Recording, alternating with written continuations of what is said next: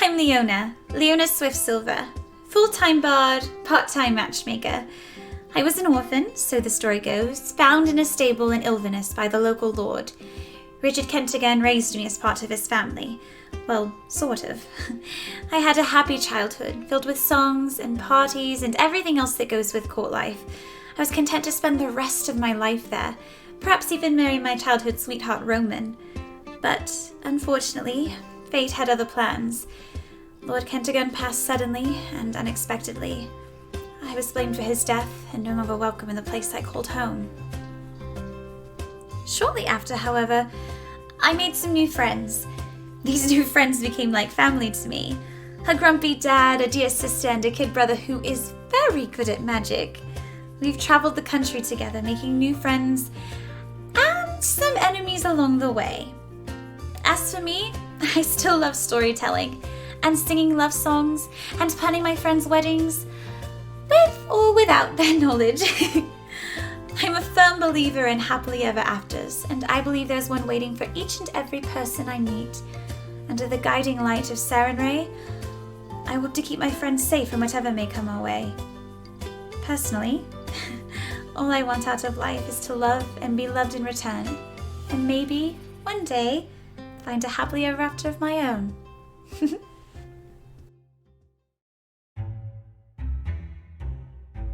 Sup, Kesra? Why am I doing this? Fine, okay. I'm Kesra Stormbreaker. You wanna know about me? Here we go. I'm from a shitty little town in the middle of nowhere. I left as soon as possible for a bigger town, and then left that as soon as possible. I had every intention of joining the Imperial Army and having an illustrious military career, yada yada yada, blah blah blah. Instead, I joined a mercenary group, and I did that for about, 10 years? Went a lot of places, saw a lot of things, broke a lot of faces, and then I made the biggest mistake of my life. We don't have to go there. Instead, we'll talk about the second biggest mistake of my life, joining these idiots. I keep them safe, most of the time, or at least I try. They drive me crazy, all the time. It's great. I don't really have a choice either. Paylor said I had to, or the world was gonna end. Isn't that peachy? I like beer, gold, and minding my own damn business. My special talents include blending in and otherwise being completely average. On purpose, usually. What else? I have a horse that talks to me in my brain. Yeah, apparently I'm a paladin or something. It's complicated. Am I done now? No? What else do you want me to say? Okay, fine. Look, I'm not that complicated. As long as I can keep these assholes alive, everything's fine. My name is Deirdre Kelly, and I was born in a small village outside of Faybreach. My parents warned me to stay out of the forest, but even back then I was never very good at listening. That's where I met Ectiarn.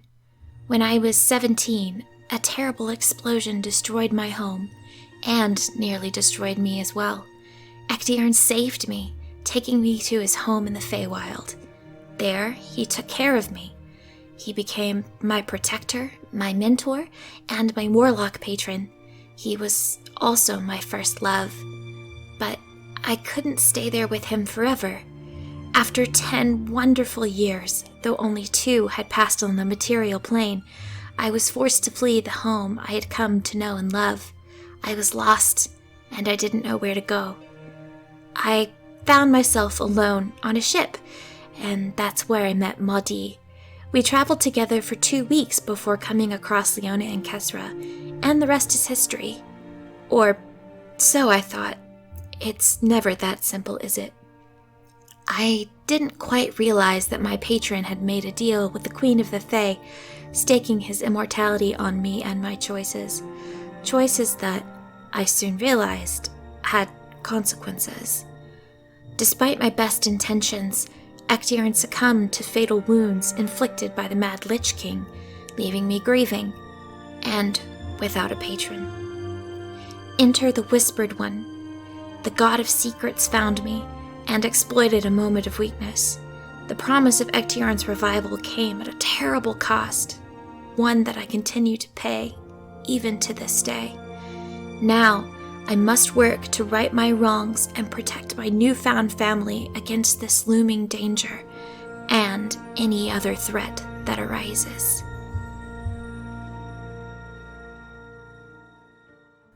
I'm Camille, and I'm the Dungeon Master. What you need to know is that we are playing 5th edition Dungeons & Dragons in a world of my own creation called Sanmaria. We're using the Dawn War Pantheon, with a few special additions. You might recognize some Pathfinder flair, from the Oracle class to the Goddess Sarenrae. And you can find homebrewed monsters, items, and even entire races in this campaign. You might see me play a 5th member of the group, a young paladin named Ray. He met the party at the royal wedding of the first Lord Theo of Azmorin, and traveled with them for quite some time before they discovered he's actually the crowned prince of the Empire, and on a quest to save his endangered family, as the Empire is in the middle of a civil war. Underlying players to this open rebellion are being slowly revealed throughout the game, and the characters are choosing to remain neutral. For now. But these unlikely heroes face a much bigger threat. An insurmountable force threatens the prime material plane, taunting the characters from just beyond their horizon. At the same time, many factions work to their own ends, both for and against the party's personal objectives. The Divine Covenant seeks to protect the primal ban, while the Silence claims to root out corruption at its core. The cult of the Dragon Queen aims to raise their goddess from the 9 hells, and the Assembly still remains a mystery. Even the gods on high mean to meddle in the lives of these fated 4, to some unknowable end. These adventurers navigate trials from handling political intrigue to maintaining the balance of the cosmos, not to mention fighting their own personal demons. In a world where nothing is black or white, good or evil, Leona, Kesra, Deirdre, and Mondi must find a way to mark their own paths and claim their own destinies. Welcome to Open for Adventure.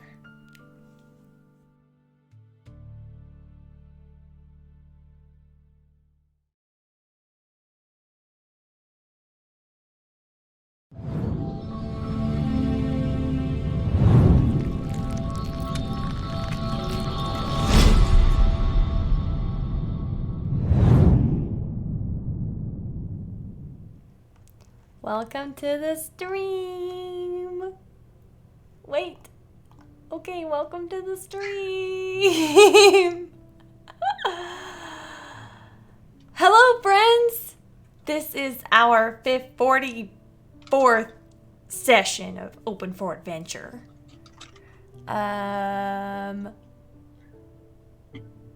We're super excited to have all of our friends here. Last we left off on Open for Adventure, the party just spent a whole session helping one of Kesra's friends, who is a half-orc and the son of the chief of an orc tribe. The orc tribe had been kind of taken over by another orc. The chief was slain without honor, and the group helped Zara, played by Kate's actual brother. They helped him to reclaim his tribe. They also discovered that Ray's curse was still lingering, and he was dying. And a ritual was cast on him that allowed their shaman, their priestess of Luthic, to draw the curse out and back into the dagger, which the group still has. The group, also known as Third Watch, now is on their way to Quan Mall, if I'm not mistaken. I think so. For funsies. Yeah. They are on the road. Is there anything that y'all would like to do before you leave this orc tribe? So I already mentioned this to you, but Kesra is 100%. I am 100% staying up all night to speed carve 2 little hawk bird things Kestrels? for the nuggets. Okay. So I do not sleep. Gara's two children. Go ahead and make a Constitution saving throw for me. Gara's two children, Akira and Ronark. What'd you roll? 9. That is a failure. You're going to take 1 point of exhaustion. Gross. How do I add exhaustion? I don't want Top to add right corner. I don't wanna. No, that's not it. It's fine. I'm gonna eat myself like it. So, the lot of you wait for morning. I assume Ray seems a lot better. He still seems very tired, but he seems a lot better. Are you all gonna hit the road?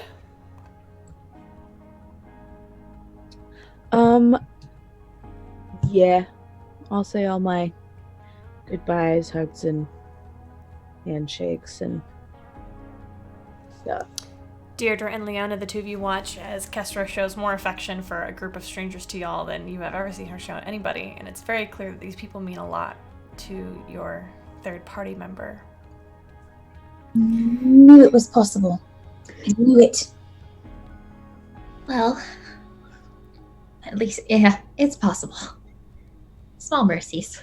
How long do you think it will be before she likes us like that? I don't think she's ever gonna like us like that. Okay, that's fair.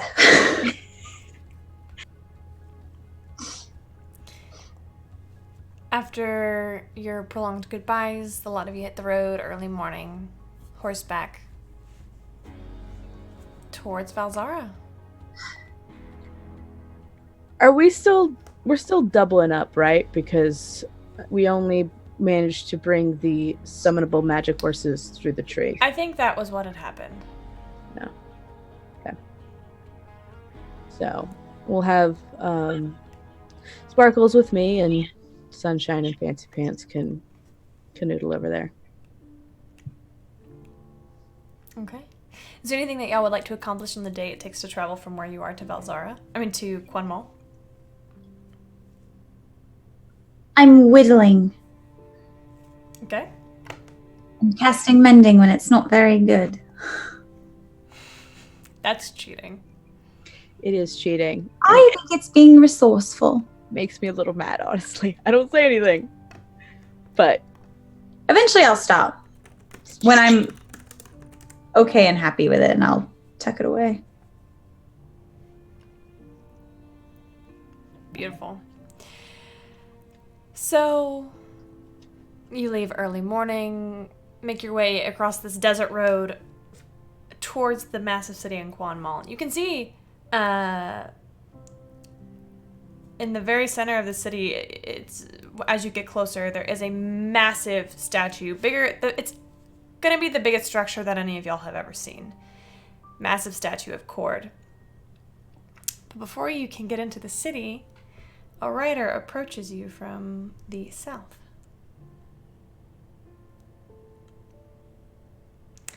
It is a rider on a dark horse. He is a tall man with a bandana around his head. Can't distinguish really hair color, but dark eyes, kind of a darker skin, which is common for this area. And he gives you a really wide, beaming smile and shows a flash of white teeth. Kessler, he seems vaguely familiar, but you're not really sure where from. great. And he rides up to you and gives you all a look over. Kessler Stormbreaker. We're running into a lot of people that know you. You have so many friends. He rides up very close, and you can see it's one of your old mercenary friends from the Tempest. Hey, Kellen, I'm real. Hello. How are you? What are you doing out here? Looking for you, actually. And he hands over a piece of parchment. You take it? I do take it. As soon as you take it, you feel a warmth from the paper, and it begins to glow faintly. I read over Kestra's shoulder. Do I know why? Before I open it, have I experienced anything like? Do I know why it's doing this? Make a history check. With disadvantage because I have exhaustion. Yep. It's a 5 plus, not enough. 6. No, you have no idea. Seems magical though. Cool. All right. Okay. Okay. Well, I'm going to. This is a great time for me to have exhaustion. Love it. I'm going to Open it. Yeah. It reads at the top. Kesra Stormbreaker. By the order... Hold on. I gotta pull it up. By the what? Is it a love note? No. I don't think so. Hang on. I'm trying to read over Kestra's shoulder. I'm sure I am a little too shocked by it to even remotely try to keep you from doing it. Casting message. What does it say? What does it say? What does it say? Hang on. You guys are the worst. It says, by the order of Judge Bizum Emberbreeze, you are hereby summoned to the court city of Zara to answer for your crimes.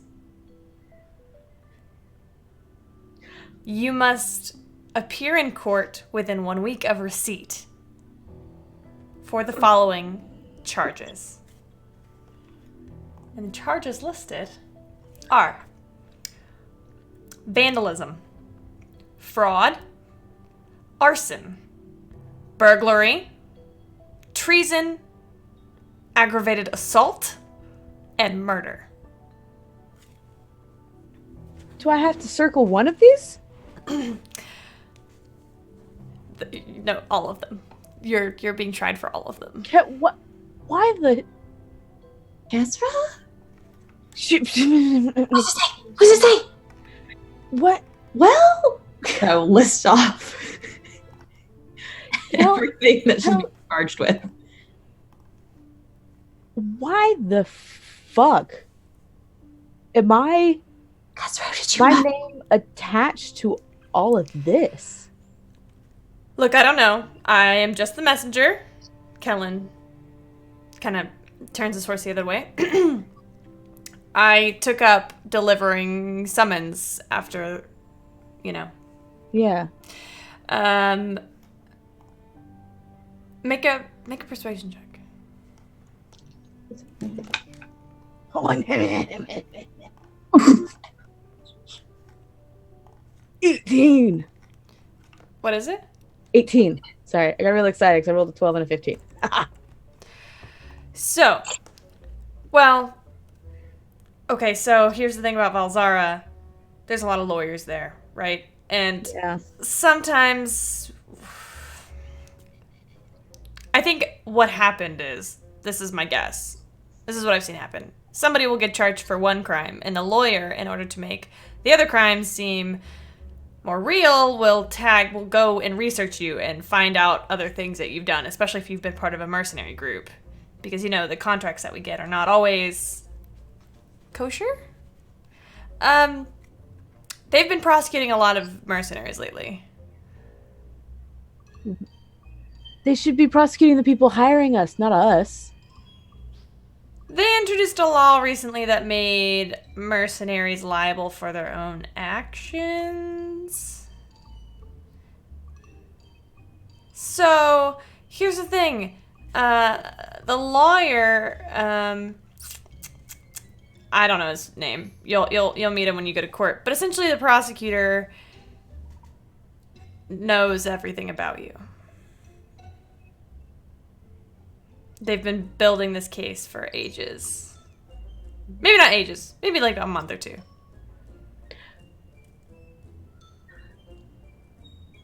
Well, why? I just work here. I've been...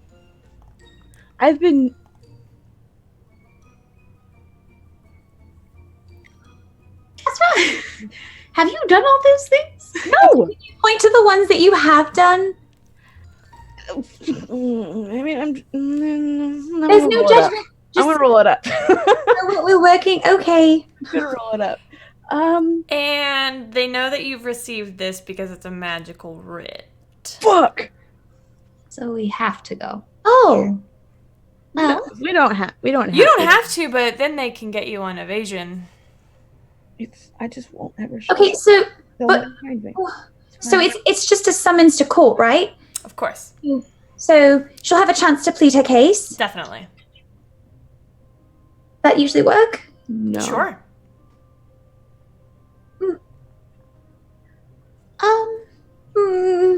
I feel like if you run away, though, it makes it look like you did the things that it says that you did.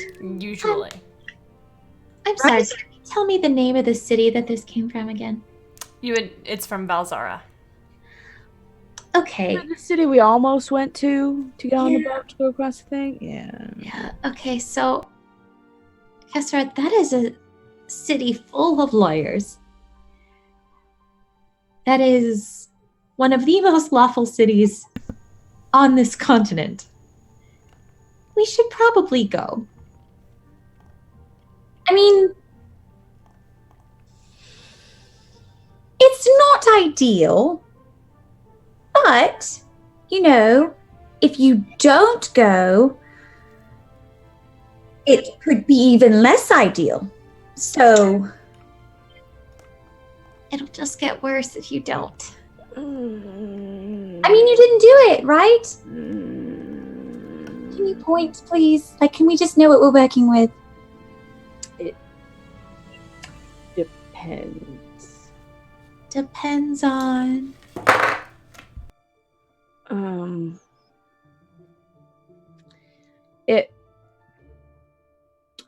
You get paid to do a lot of things, and as much as we are aware, they're all above board.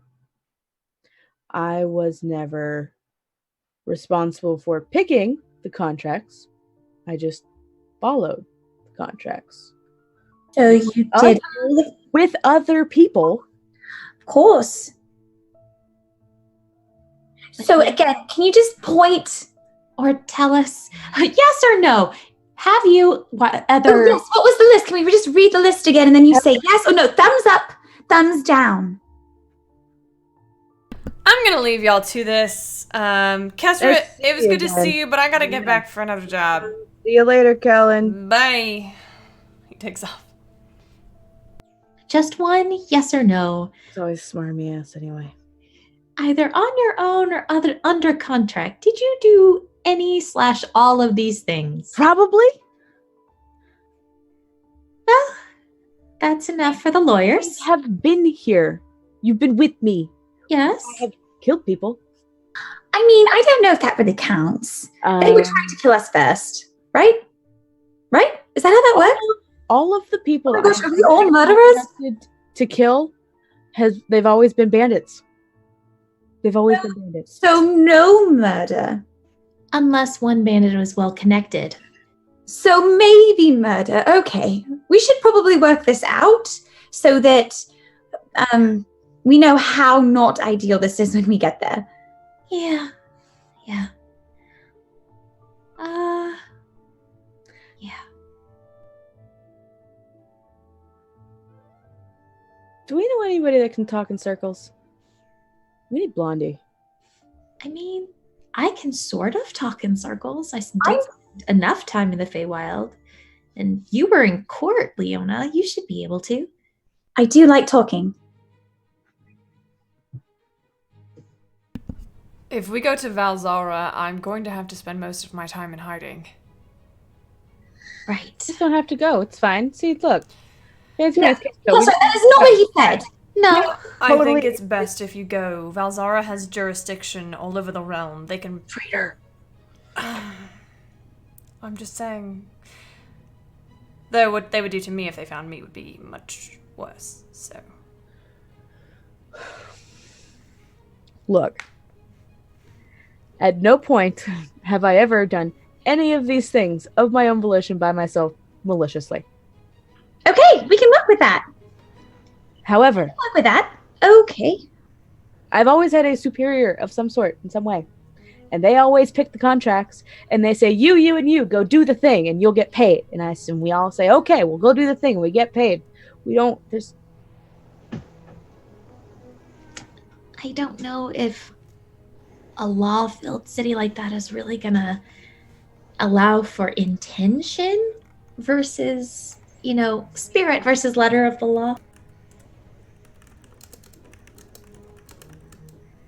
Regardless, not going is likely only going to get you in more trouble, especially since they know that you received it. Yes. So, That's what I get. Normally I don't.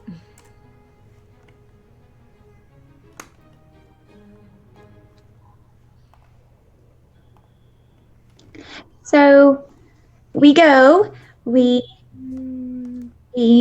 have time to make a plan, right? How far away are we?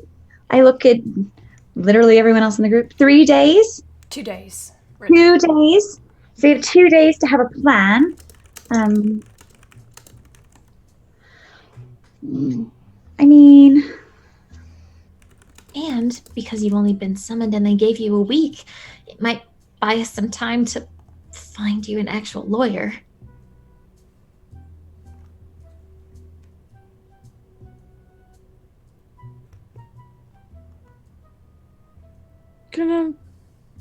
I'm just gonna become a hermit. I'm gonna find a cave. Kesra, I'm What? sure there's a. Zara also has a reputation for being very corrupt. Perhaps we can find a way around all of this. Well, I can't believe I just suggested that. They do have Proud of you, Fancy Pants. they do have an organized crime ring of sorts, a family. Haha. Right. Why don't we just head that way and figure it out once we get there? I think that's a good idea. On our way then? I think so. Well, this was less than ideal, but suppose we'll have to do. I feel like most of our adventure has been less than ideal, so is it really that different? No. It's just- Nope. Yes, because I could end up in jail. You're not going to end up in jail. For very long. No. Ray, no! No, we'll figure this out. Mhm.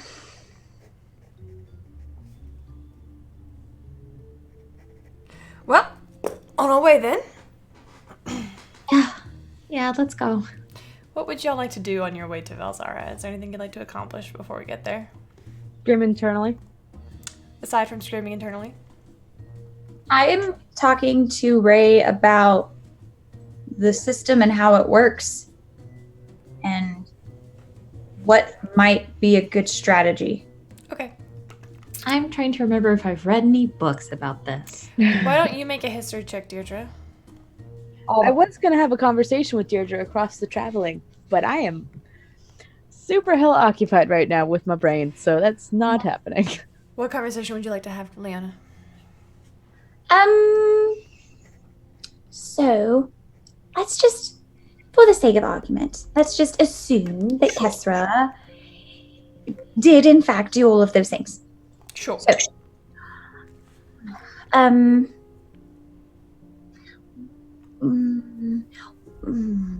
I know Kesra, and I know that she, like she said, she wouldn't do these things maliciously or from a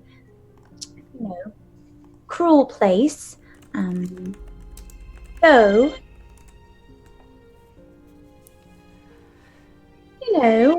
what would be the right way to go about handling this if we were to, say, try to keep her out of jail?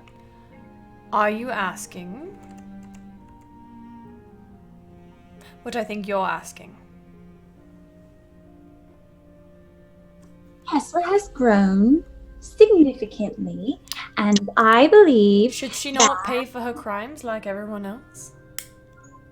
she would argue that traveling with us has been more than enough payment.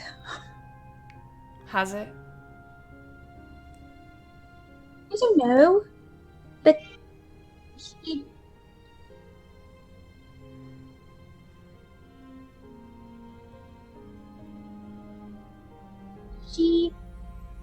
may or may not have done these things, and maybe it wasn't necessarily right just to do it because she was, paid to do it, but?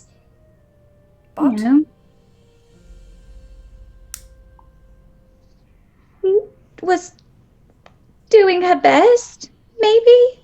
Aren't we all doing our best? I mean... Look, I don't have room to talk. I'm not trying to say that we shouldn't try and get her out of trouble. What I'm saying is,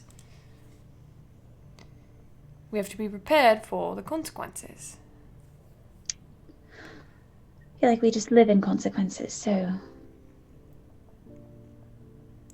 If we find out who the prosecutor is, perhaps we can bribe him. Or the judge. Oh, oh, okay. We can do that too. What were you talking about, Leanna? Oh no, I was just going to try to make a good argument, but that works too. Love, I don't think we're going to be able to talk Kesra out of her crimes. Do you, honestly, think? I mean, maybe. Love. I don't want to have to bribe somebody, though. I don't either. It goes against all of my moral codes.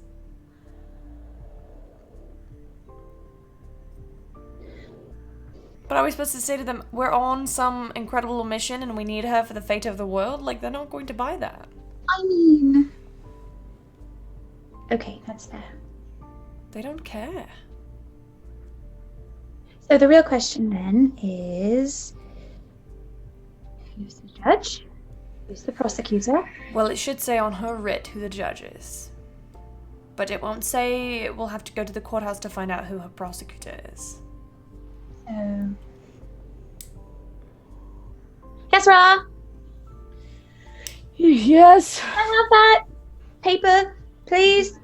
Hey, Vance, could you, before we get there, could you do the remove curse thing? I probably shouldn't carry a giant greatsword into the courtroom. I didn't prepare that spell today, but first thing tomorrow. Well, we're traveling, I just... Why me? Why specifically me? That's the thing. No. At no point did I do anything by myself. It might not just be you. It's just Feels like it's just me. That summons just might be just for you. They're not going to prosecute all of you at the same time. Feels like it's just me. Anyway, yes, please, that would be great if I could not have to carry and then fight to not have my giant sword removed. That would be lovely if you could do that tomorrow morning. First thing in the morning. Thanks.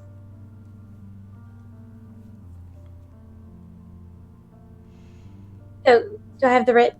Yes. I will show it to Ray to see if he recognizes the name.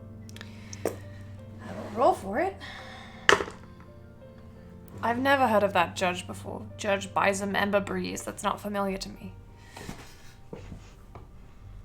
When I was thinking about books that I'd read, his name come up at all? Oh, were you, what'd you roll for your history check?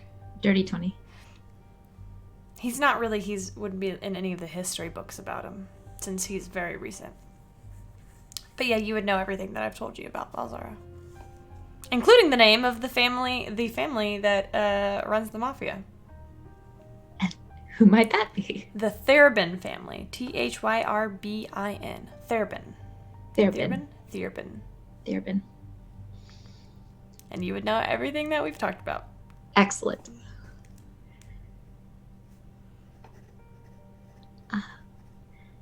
you know,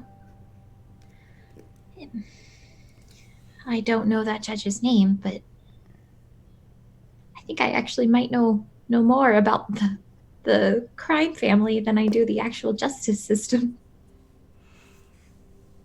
That's really comforting. It could be actually. The Therbin family is one of the most influential families, is the most influential family in the city. If anyone can get you out of a warrant like that, they can.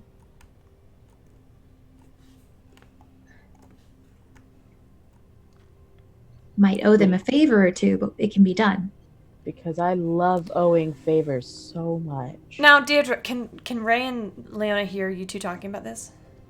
Oh, I'm not being quiet about it. Now, Probably. Deirdre, that's a great suggestion and all, but owing a favor to that family, that's not exactly somewhere Casserole wants to be.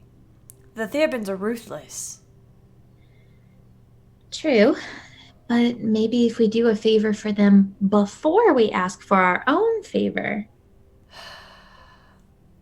You are very, optimistic. It's a little overlapping with the Fae. That's how the Fae worked. You do a favor for someone, and then you can ask for one later. What kind of favor would they want? Any number of things. Things that are far worse than anything listed on that writ. Yeah, they're not morally great. They tend to run drug dens and Gambling rings. Perhaps we don't have to involve them. Perhaps we can do our research on our own on this judge and this prosecutor. That's best case scenario, is that we can just do this the way it's supposed to be done. I don't know if you guys know, but I am not a particularly lucky person. That's why you have us. And you guys are particularly lucky people? Of course Nope. we are. No. Nope, sorry. Yes. Look, between Leona and Deirdre, I think you stand a decent chance. They might at least allow, like, character witnesses. We'd be really good at that. I won't tell them you stabbed me in the chest.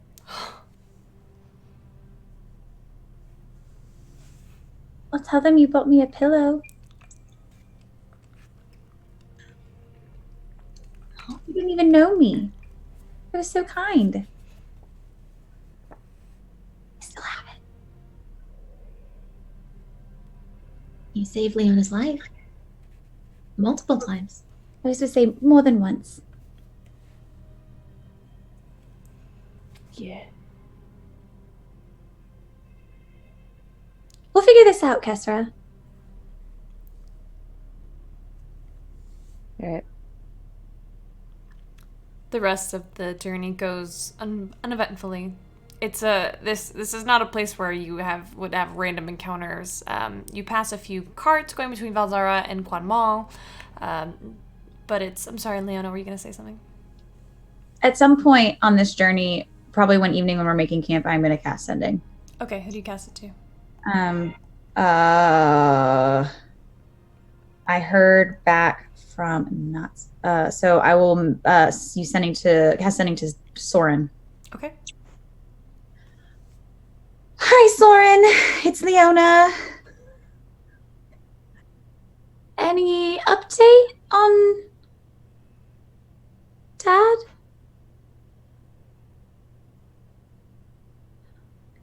I'm starting to get a little worried. Please let me know.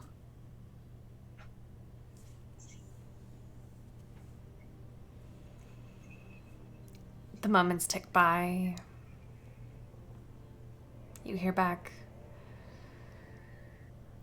Leona. No news yet.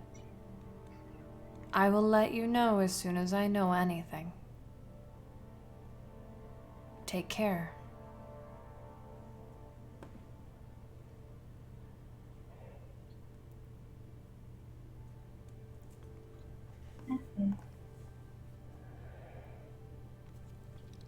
The next morning. Go oh, ahead. sorry. Go I ahead. was going to say, kind of at the end of our conversation with the group, and we start heading off. She's not going to feel it, but I'm going to give Kessera a bit of a squeeze and just say, I know this is rough, but we'll get through it. You know, I don't know. It's what I've been saying this entire time, and if I'm still here, well, there's hope for you yet. I kind of want to bodily tackle and then fist fight a horned devil over trying to manage this legal system right now. Well, the good news is that you won't have to, at least not by yourself. And, Ray is knowledgeable, and Leona and I are fairly good talkers. So we can at Sparkles. least put that in your corner. Ray can't show his face. And I don't know if we remember, but at one point Leona had a bounty for a lot of money on her head. And I don't think we ever learned if that was actually gone or not. And even if it is gone, it was still there to begin with. Things like that are not forgotten.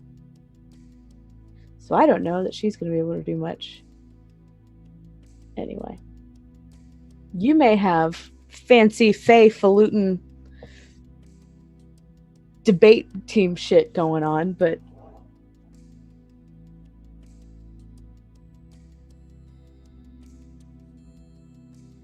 just don't know, Sparkles. Just don't know.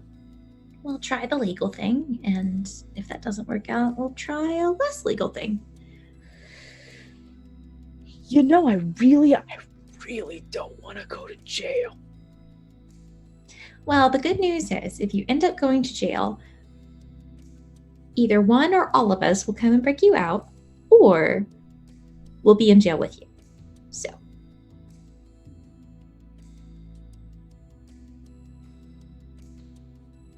That seems highly inadvisable. I mean, yes, but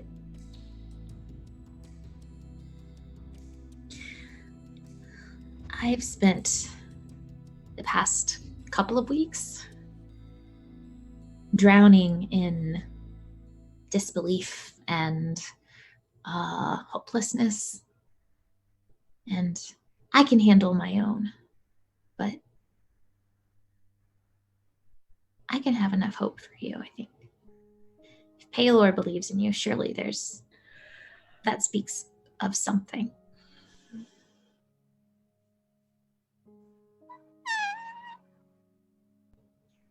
What on earth was that noise you just made? You know, I wouldn't so much say that he believes in me as much as I have no alternative. None. Would he have tasked you with this if he didn't see something in you? Would he have cared to do anything like that if you didn't matter?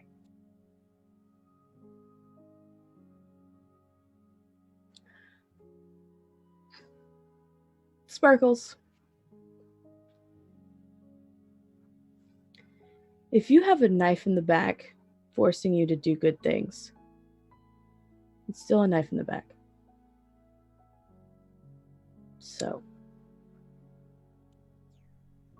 Leaves a bitter taste in your mouth. Just a little bit. Yeah. Just a little bit.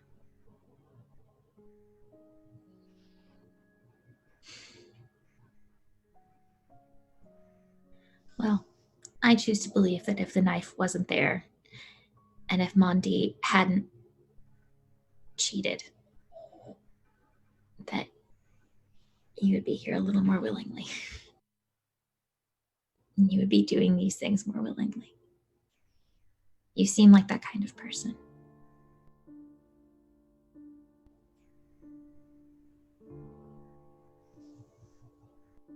I think you're borrowing Sunshine's rose-colored glasses. I saw you hugging children, Kesra. Yeah, but they're nuggets. It's different. How exactly? One of them tried to eat my ears. Like, that's not really... Kesra, we saw your friend, and within 30 seconds you had him in a hug. You didn't see nothing. Didn't happen. You gave an awful lot of hugs over the past 24 hours. Maybe that's why I feel like shit.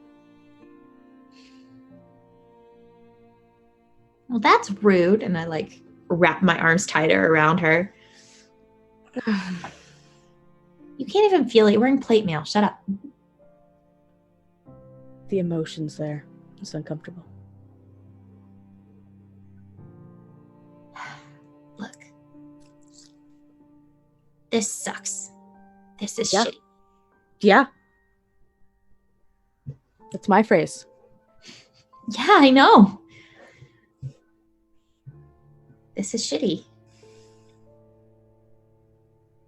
But this is something we have to get through. This is like any other fight. This is like... I can't beat the shit out of this one, though. I mean... I feel like that will actually make things worse, and that's really all I do is beat the shit out of things. True. We'll work on it. We've got a couple days. We've technically got a week. Yeah. Anyway, I didn't mean to get rosy-colored glasses on you, but we're here, even when things are shitty.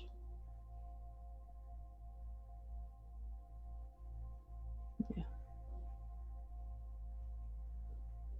We like you, Kesra.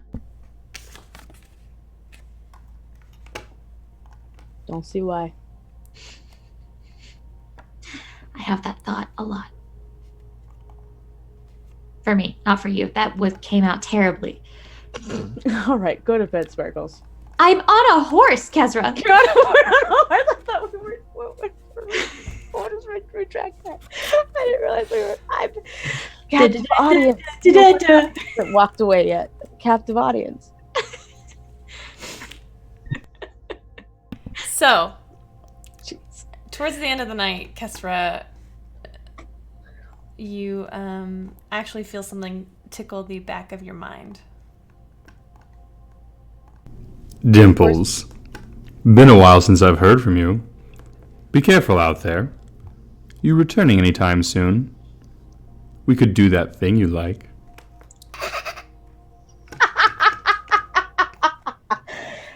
All right. Okay. So. Do you want to hear it again? Sure. By all means. Oh, it's so good. All right, here we go. Dimples. Been a while since I've heard from you. Be careful out there. You returning anytime soon? We could do that thing you like.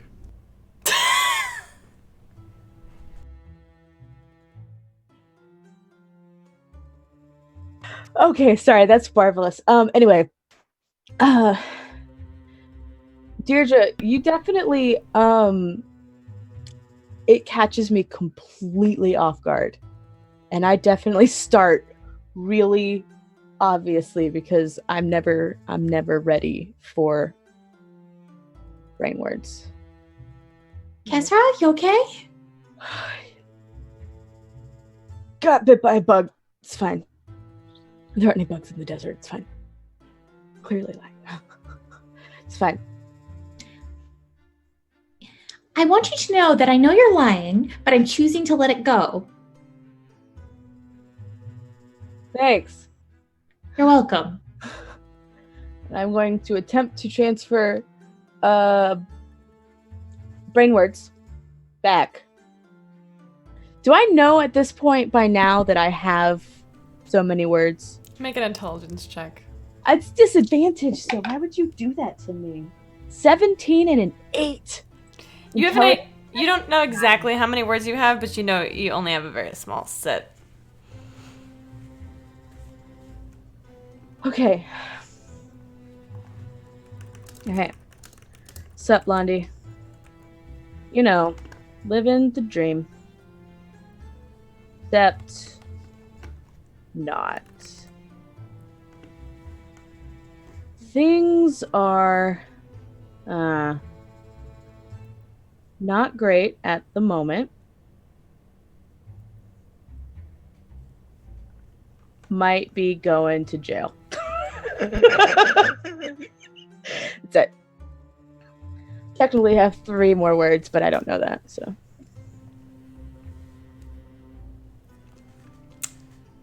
Beautiful.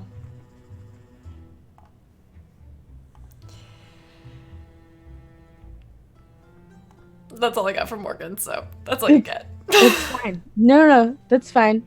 He'd have to cast it again, and now he knows that I might be going to jail. I did not say where or why or for what, so it's Anybody's guess. anybody's guess. Great. Okay. Great. On the second day of your travel, you begin to see... Does that say he is boinking Kesra?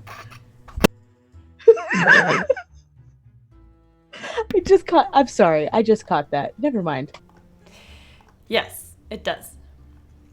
So, second day comes and goes. Is there anything that you four would like to accomplish on this day? I no longer have exhaustion, correct? Correct. I'm probably not sleeping well. So should I roll to see if I get it back or not? Nah, I'll say you get it. All right, thank you, ma'am. So, do we know of anyone who might know how to handle this? Like, would I think Zytharia might be a good person to reach out to that knows things? Do you? I'm a cast sending. Okay. Hi, Zytharia. It's Leona. So, we are in a pickle. Would you know how to...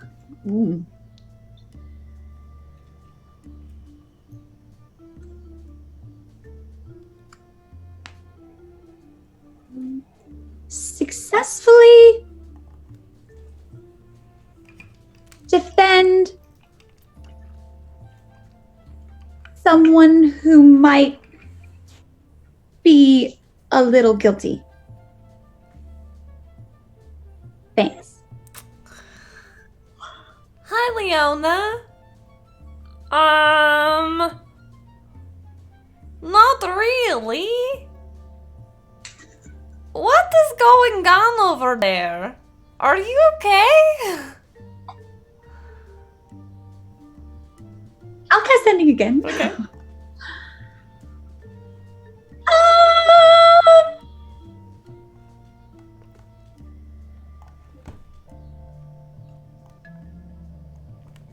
Kesra has been summoned for certain crimes that we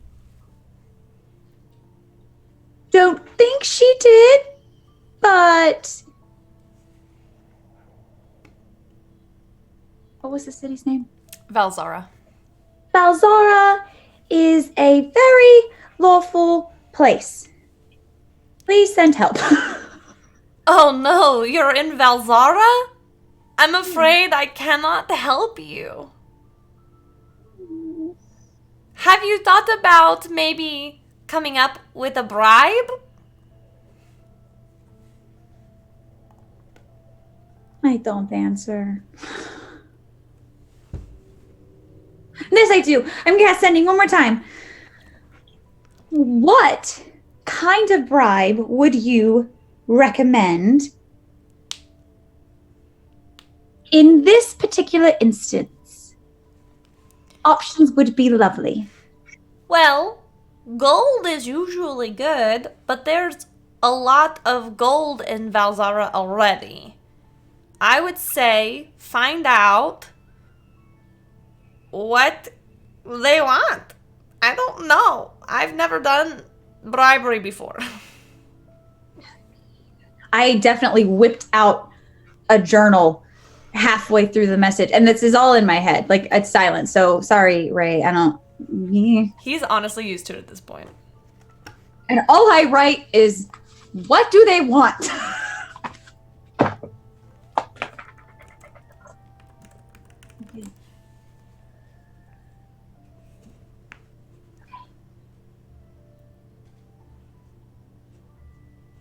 I were a person working for the law, what would I want? What did you? No. What? I'm sorry, that was Zaitharia. What did you say, love? What? Oh, if, hypothetically speaking, you were going to be a judge or a prosecutor and you were to take a bribe, hypothetically, what would the bribe be? What would be enough to entice? Leona, it depends on the person. Like, you offered Kesra 50 gold to do her hair one time. That's right, I did. Okay. So, Got to find there out what's going on. We've got to get there. is there a way to figure out who the prosecutor is before Kesra actually goes? Is there a way to do that? We'll have to visit the courthouse first. Not for her summons, but we'll just have to go and ask. Okay. Perfect. Okay. We'll be there in the morning. Are you really writing that down? What? Nothing, love. Good night.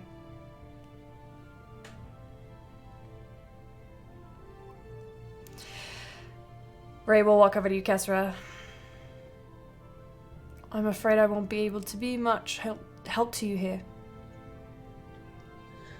I'd make some kind of offhanded comment about how much help you are on a daily basis, but I really... It's alright, Fancy Pants. I'm here for you, though, in spirit. Spirit helps a lot. You want me to pray for you? I'm not really the praying type, to be honest. No. Me neither. Maybe you should try.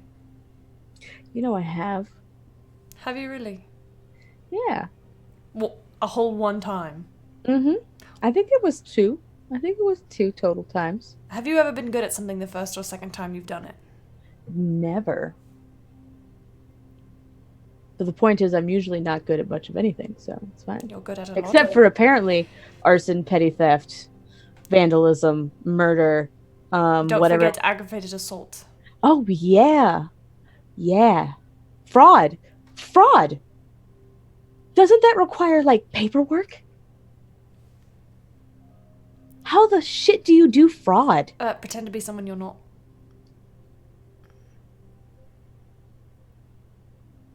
Again, doesn't that require paperwork? No. If you just tell someone you're not you're the wrong person.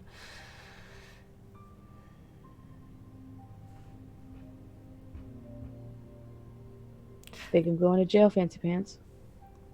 Why don't you ask someone who can help you? Someone with a lot more power than you have. Like who? You know who. He walks away. Yeah. Anything else tonight?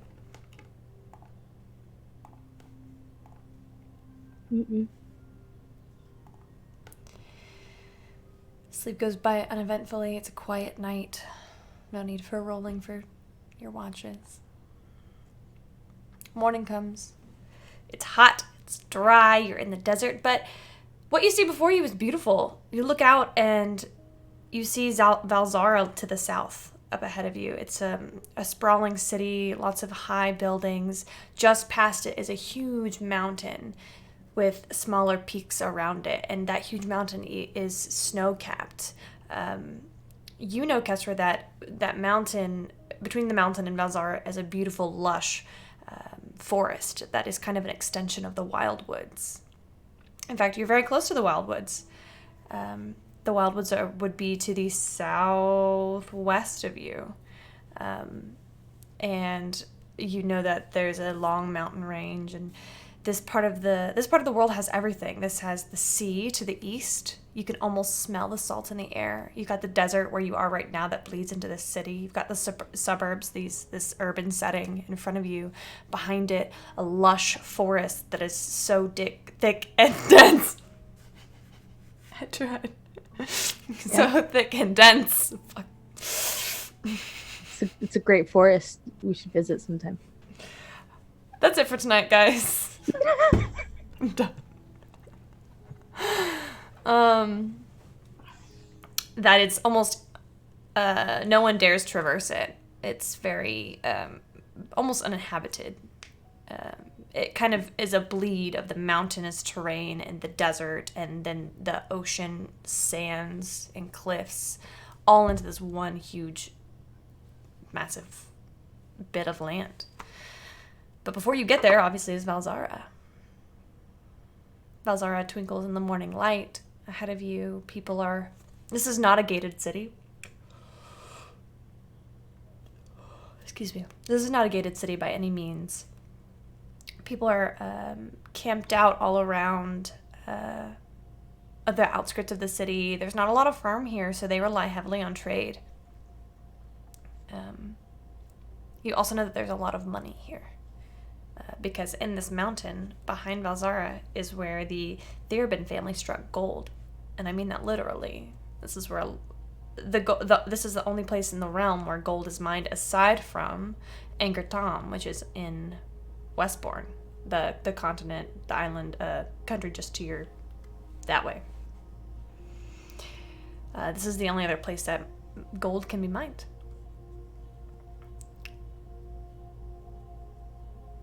The city is before you. What would you like to do? Turn around and go home. No. Can't do that just yet. No. Do we go to court first? It's going to be helpful if we know who exactly is presiding and who we're up against, as it were. So I'm just not gonna say anything. I think that's wise. I agree. Kesra did bring up a good point. She and I were talking a couple days ago. Leona, didn't you have a price on your head pretty recently? In Ilvinus. You did, and Roman said that he took care of it. I mean,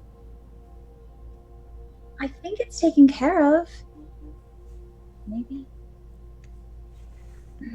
Okay, well, until we know for sure, it sounds like I might be the only one able to walk around. Ray's got his hat of disguise on. You, for the record, Ray's been disguised while you're traveling through with a hat of disguise. Okay. Oh, well, Ray can if he's disguised. I mean, a bounty is different than being wanted by the law. Those are two very different things. If the bounty was for Ilvinus, she would be wanted in Ilvinus, and it would be contract. Here, this is where they're going to be prosecuting actual infractions of the law. Private versus public, right? Yes. Right. Okay. That should be fine then. So then Kesser just needs to hole up somewhere. oh, we should get a room first. I think so. Kessler, what is the name of the tavern that y'all find? The name of the tavern is the Squeaky Barrel. I hope the barrel's not squeaky. It'd be Why not? leaky. The Leaky Barrel. Ah.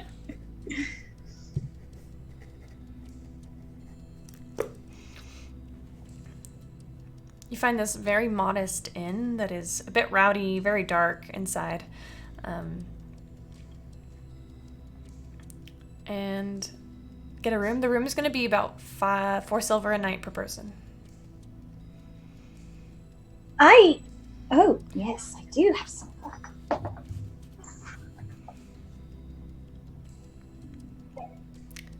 Per person? Yeah, so Ray will lay down 2 gold. Okay. I was fishing my silver out. Don't I'll worry, put- darling, I've got it. I'll put down. Ray paid for all of y'all. Oh, I did. Okay, sorry. Math. Math's hard. Yeah. All right. Guess where you want to stay here while we go to the courthouse? Or do you want to come with us? Ooh. I mean, Stay here. Murder my cat, please. I will. how long will it take to? That seems unwise. Never mind. Yeah, I'll just stay here. Yeah. Deirdre, Leona, Yeah, I'm ready to go. I'll follow y'all's lead. Okay, here we go. Why don't we make an investigation check to see how well you can navigate this city? For the record, DM, as they Yes. leave, I order a drink, and I, with the intention of starting a tab. And about 2 sips in, I leave the bar and go upstairs. Okay. The 2 of you begin to wander around this gilded city of Zara. Everything here is shiny, ostentatious, brilliant, gleaming. Everything is decorated, even for no specific reason, just for flavor. The buildings here stretch impossibly high into the sky, maybe 10 or 12 stories on average. It's almost like what you would imagine to be a fantasy version of Las Vegas. You see creatures of all variety dressed scandalously on corners. You see, actually, speaking of which, you actually see a lot of races that you don't normally see. In fact, Leona, you catch sight of a few people who look like cats. They look Try like not- humanoid cats. Try not to stare, but I probably don't do it. I try to stare discreetly. Make a stealth check. Deirdre, you'd recognize a few dragonborns. There are several tieflings here. What'd you get, Leona? 21. Your staring goes unnoticed for now. They're just so beautiful. What did y'all get for y'all's investigation checks? 11. 14? Okay. Okay. You are able to find the courthouse because it is the center and it is also a temple of Arathis.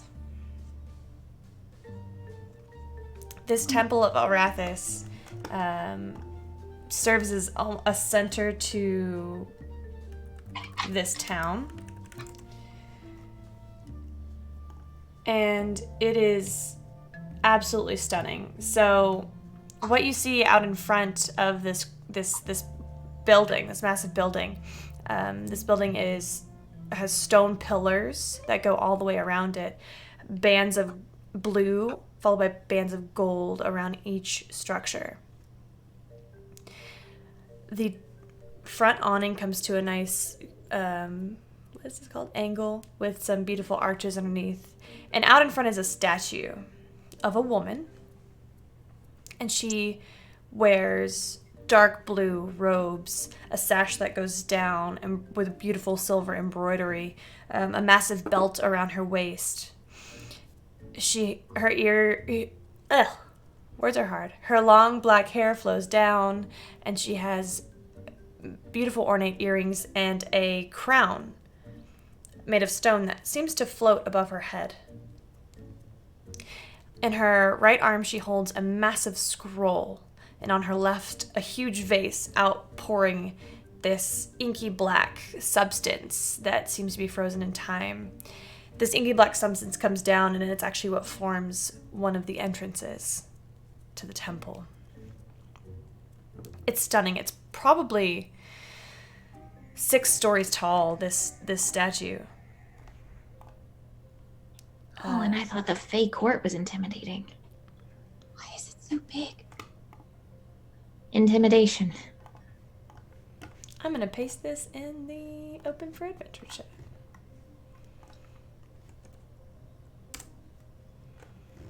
Okay, so we go in. We see if we can get information. And we should just... Yes. So Deirdre and Kesra, both of you have inspiration. Leona, Life Needs Stuff gave you a crit, and you have an advantage from Bel Chavez. Thank you.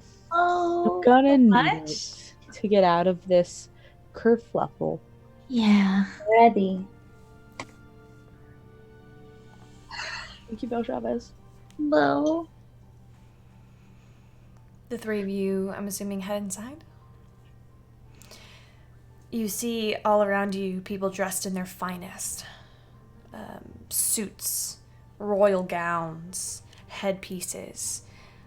Almost like a gala, but more official. You see women in high heels and tall boots, men wearing their finest cufflinks and ties. Outfits from all walks of life, you notice.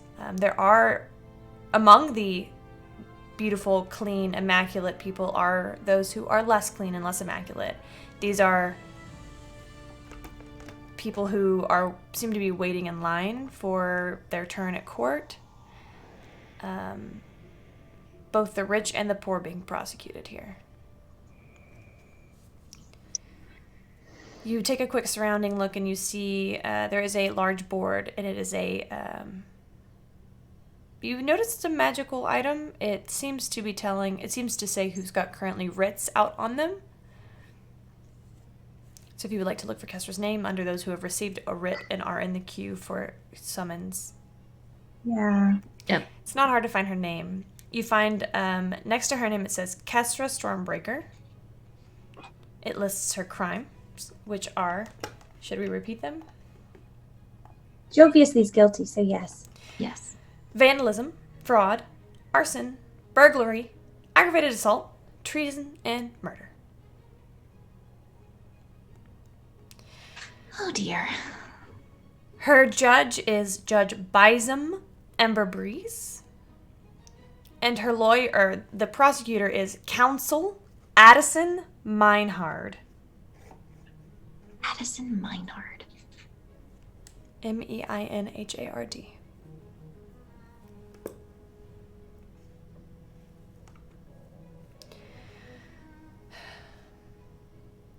Now we just have to find out whatever we can on Meinhard.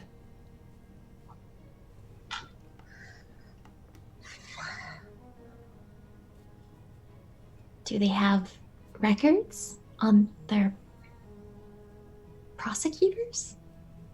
Like the cases that they've prosecuted? Yeah. Yeah, I'm sure they do. Do you want to do that? Maybe we could split up and Leona and I can go look for... I don't know. I feel like we don't have much time, and I don't want all of us to sit through looking through records.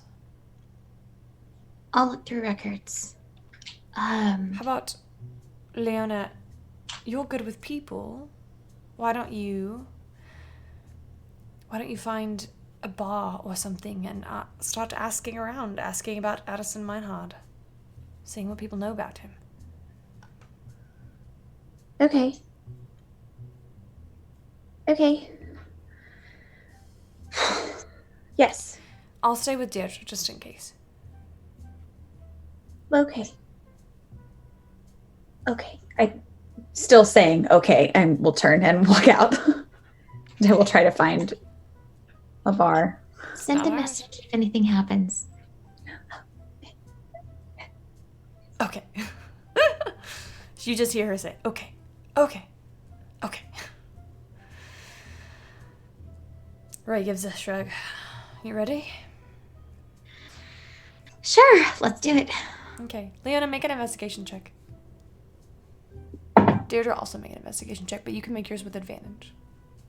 17. Okay. It does not take you long to find a bar. This place is actually near the courthouse. It's a large tavern with a rowdy crowd. This is one of the largest bars you've ever seen. It takes up what would essentially be maybe 4 or 5 of the taverns you're used to seeing. It is called... What's it called, Kesra? The other tavern? Yep. No, that's what it's called. The Other Tavern. Yeah. Oh my god, that's amazing. All right, sure. It's called The Other Tavern. It's by a halfling with a really, really good sense of humor. It is run by a halfling. In fact, Leona, you notice that you're often surprised at how often you are not looking up at someone but down. So fun. Roughly 30% of the population here are gnomes. That's what it's like to be tall. You also see quite a few halflings. You also see a lot of orcs. Usually accompanying gnomes. Okay. Okay, I'm going to...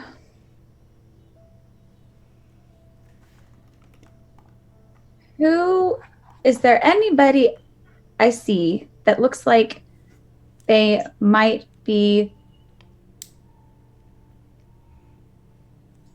know a thing or two about some of the stuff in court? So whether they've had experience on the court side or the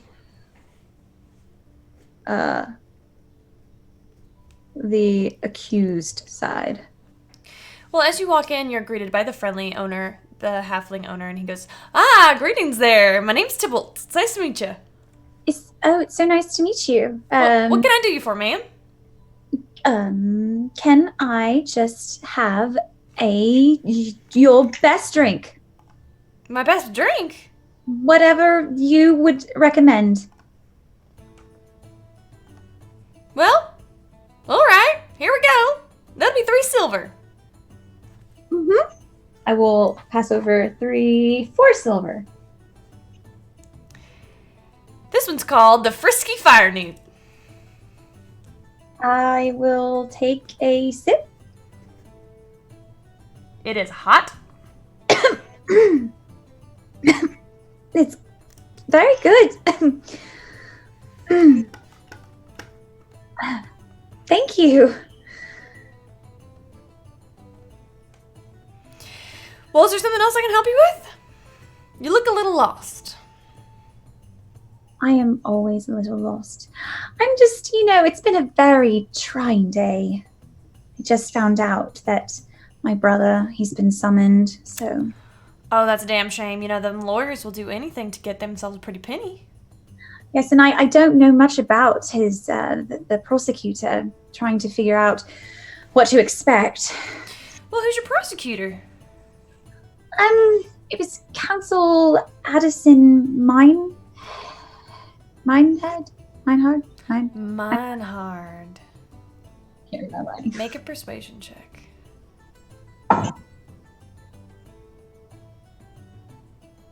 22. Come here. This is your lucky day, Missy. My cousin, Bernie, he was prosecuted by Counsel Addison Minehard last week. Now, my cousin Bernie, he's not the finest folk around. He got in trouble with them gnomes, that Therbin family. He got in trouble with them. Had some run-in with the Thieves Guild too, so it's been a hard time for him. But he got off scot-free. Really? Yeah. Come here, Misty, come here. And he pulls you around to the other side. I can't be saying this too loud, alright? But my cousin Bernie heard that Minehard has himself a what do you call it? A bit of a fancy for this particular plant. It's called Acreophedrum. Have you heard of it? Have I heard of it? Make a history check with disadvantage. 25. 15. Sorry. You would know that it's a drug. It's a very addictive drug. Now, Acreophedrum, it's rare. Here in Zara, we've got a problem with it because, well, it only grows in a couple places, and one of them happens to be in the forest just south of here, in the Evertree Grove. Oh. So, my cousin Bernie, what he did was he knows a half-elf. No, I'm sorry, he's a full elf. He's one of them wood elves with the ears and stuff. He's a wood elf. I don't remember his name, but he's from there, Evertree. He's from Evertree. Or is that his last name? Carrie? Corey? Kenneth? Kendall Evertree. He's from that grove. He's from there, and he got, well, him and my cousin Bernie, you know, they're pals ish. So what he did was Bernie got Kendall to give him some of that Acreophedrum, and he got it to Addison Meinhard. Meinhard got him off.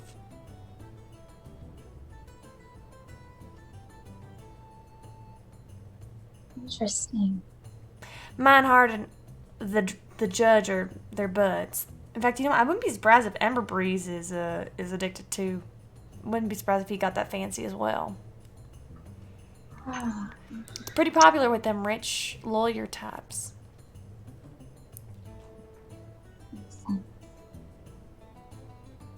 You seem just like such a sweet girl, so, you know, I figured you might not know about it. You're not from around here, are you? No, is it that obvious? Well, I mean, a little. Well, I appreciate your warm hospitality. Of course, why don't you... Do you need a place to stay? Because we got some open rooms. I might have to be back, but I will definitely remember the other tavern. The other tavern. Don't forget. Oh, and my name's Tybalt. Tybalt Maytree. Tybalt Maytree. Well, it was a pleasure to meet you, and I shall tell all of my friends about your wonderful tavern. Oh, you're too kind. I will take one more sip of the drink, and I will place 2 more gold on the counter. Okay. No, not gold. I don't have any gold. 2 silver. On the, how much was the drink? Because I don't think I took it 4 off. silver. 4. 3 silver.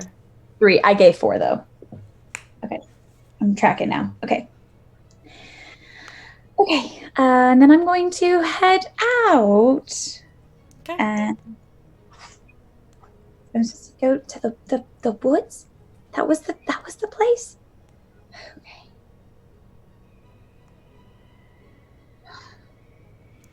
Deirdre and Ray. It is akin to waiting in line at the DMV.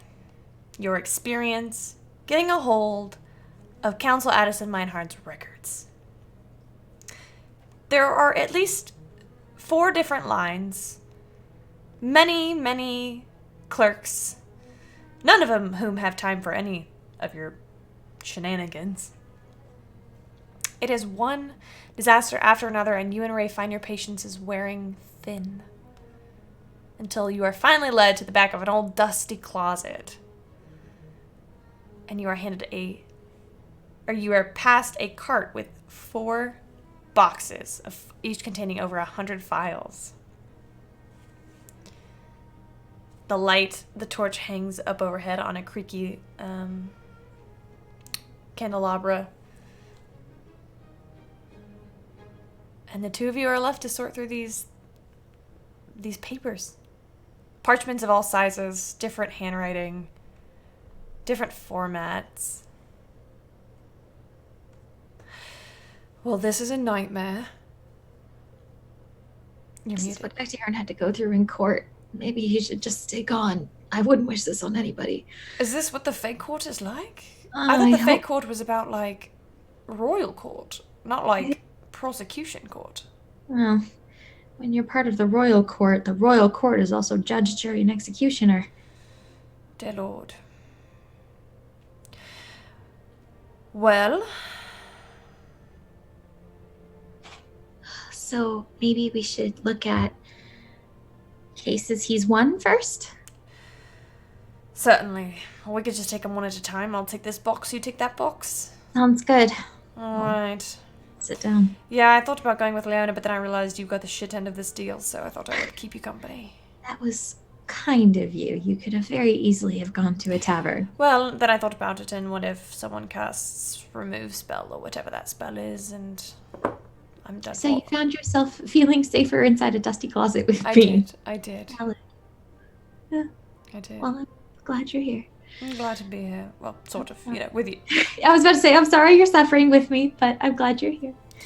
Why don't the two of you make investigation? Or you can make an investigation check with advantage. Okay.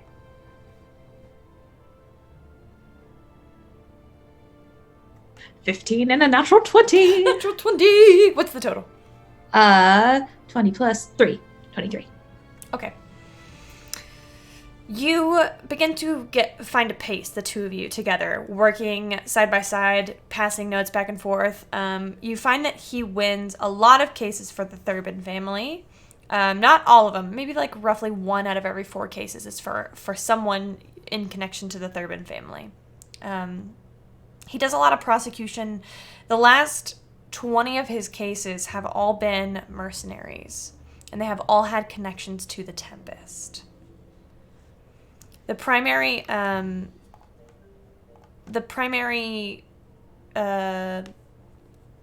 accusations have been in connection to the burning down of a sun tree. But you've noticed you notice that it's not always just one thing. This person, Addison Meinhard, when they go after someone, they hit them with everything that they can. They tack on that you notice each case is in its own folder, and it has written testimony of different time periods, different people all across the realm. You find some witnesses from East Haven for some people, which is the Elven continent. You find even there's even a testimony from a dragon, an actual bronze dragon who testified that this one creature or this one mercenary stole from the dragon. Well, they certainly pull no punches. But burning a sun tree? That's such a random crime to tag on to an entire group of people. Perhaps they're looking for whoever did it. I mean, none of these people were... I should also mention, none of the people were actually jailed for that crime. They were always found not guilty of it. But these are all part of the Tempest, correct? All part of the Tempest. You notice that some of them, maybe about half of them get their plea of not guilty, but you notice that another half of them are serving time. Okay, so the Thurbin family is the Mafia family. This is the family that rules the city. I'm very familiar with the Thurbin family, Deirdre, yeah.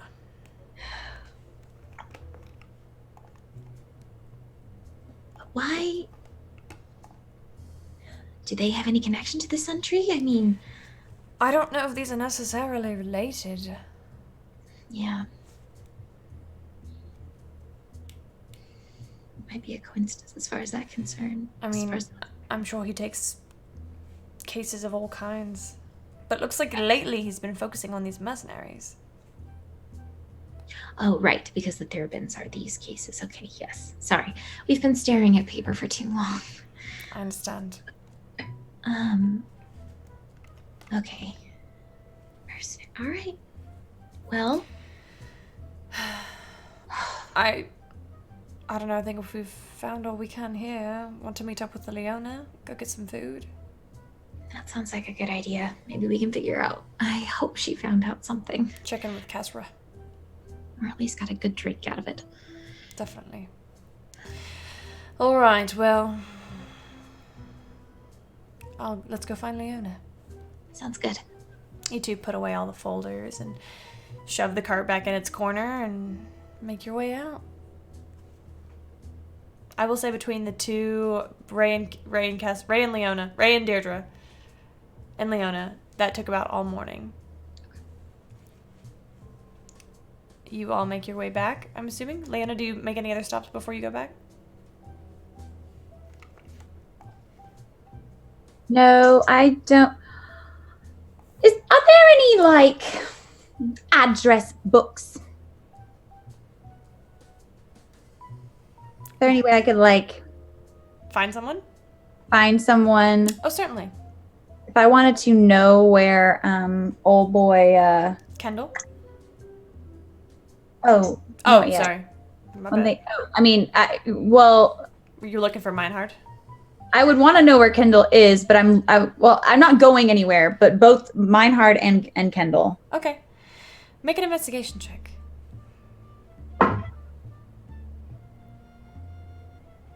17. Who would you like to look for first?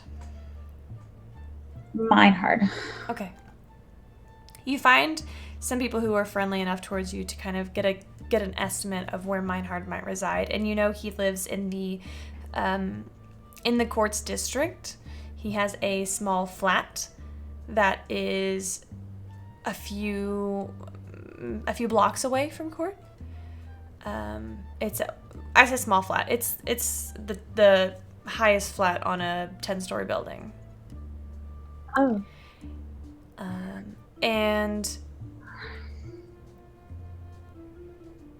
Kendall, whenever you ask about him, you kind of get some seedy glances, some shifty eyes.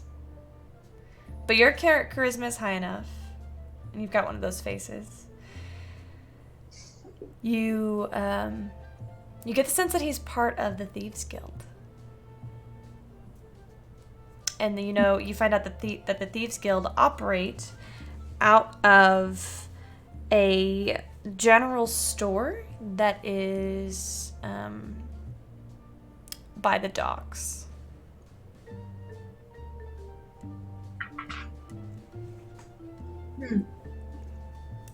Okay.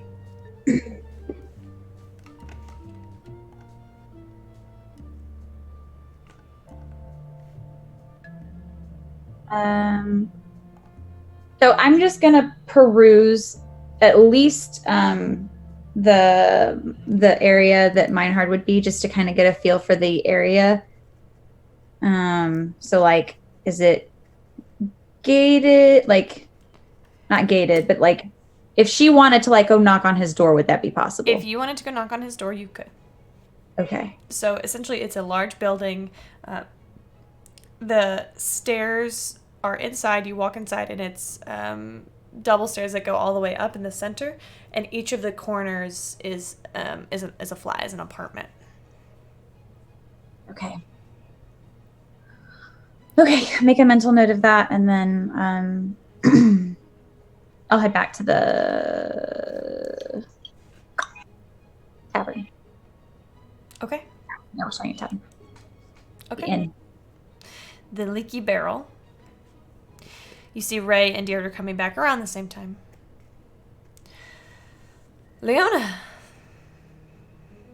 Hi. Were you guys able to find anything? Sort of. Less than I would have liked.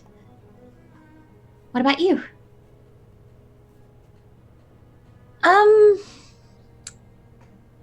Yes. Should we talk about it inside? Yes. Okay. Let's go inside. as the four of you reconvene, in the tavern room. That is where we're going to take our very quick break. You're big. Oh baby, I love your madness. It's so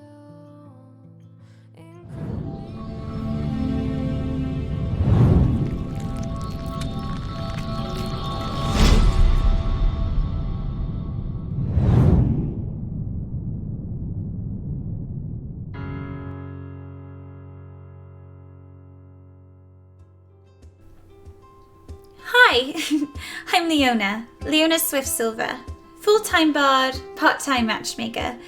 I was an orphan, so the story goes, found in a stable in Ilvinus by the local lord. Richard Kentigan raised me as part of his family. Well, sort of. I had a happy childhood, filled with songs and parties and everything else that goes with court life. I was content to spend the rest of my life there, perhaps even marry my childhood sweetheart Roman. But, unfortunately, fate had other plans. Lord Kentigan passed suddenly and unexpectedly. I was blamed for his death and no longer welcome in the place I called home. Shortly after, however, I made some new friends. These new friends became like family to me. A grumpy dad, a dear sister, and a kid brother who is very good at magic. We've traveled the country together, making new friends and some enemies along the way. As for me, I still love storytelling and singing love songs and planning my friends' weddings, with or without their knowledge. I'm a firm believer in happily ever afters, and I believe there's one waiting for each and every person I meet. Under the guiding light of Sarenrae, I hope to keep my friends safe from whatever may come our way. Personally, all I want out of life is to love and be loved in return, and maybe, one day, find a happily ever after of my own.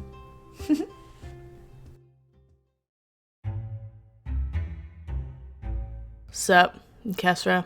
Why am I doing this? Fine, okay. I'm Kesra Stormbreaker. You wanna know about me? Here we go. I'm from a shitty little town in the middle of nowhere. I left as soon as possible for a bigger town, and then left that as soon as possible. I had every intention of joining the Imperial Army and having an illustrious military career, yada yada yada, blah blah blah. Instead, I joined a mercenary group, and I did that for about, 10 years?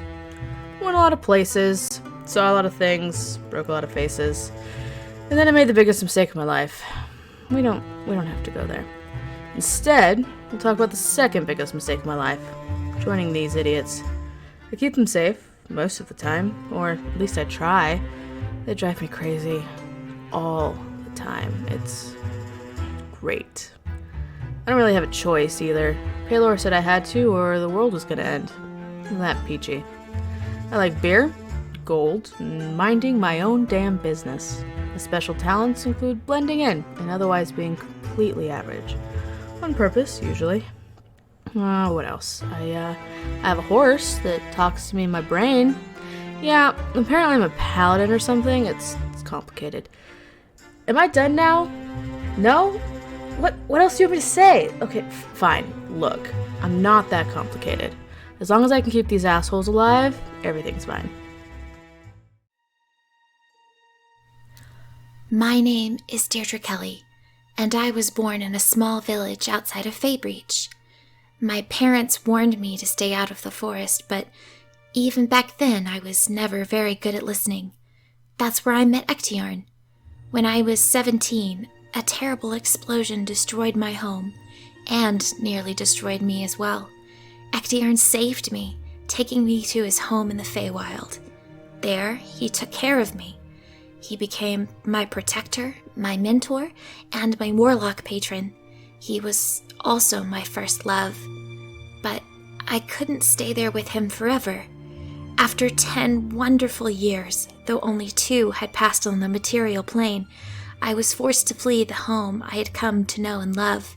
I was lost, and I didn't know where to go. I found myself alone on a ship, and that's where I met Maudie. We traveled together for 2 weeks before coming across Leona and Kesra, and the rest is history. Or so I thought. It's never that simple, is it? I didn't quite realize that my patron had made a deal with the Queen of the Fae, staking his immortality on me and my choices. Choices that, I soon realized, had consequences. Despite my best intentions, Ectirion succumbed to fatal wounds inflicted by the Mad Lich King, leaving me grieving, and without a patron. Enter the Whispered One. The god of secrets found me, and exploited a moment of weakness. The promise of Ectirion's revival came at a terrible cost, one that I continue to pay, even to this day. Now, I must work to right my wrongs and protect my newfound family against this looming danger, and any other threat that arises.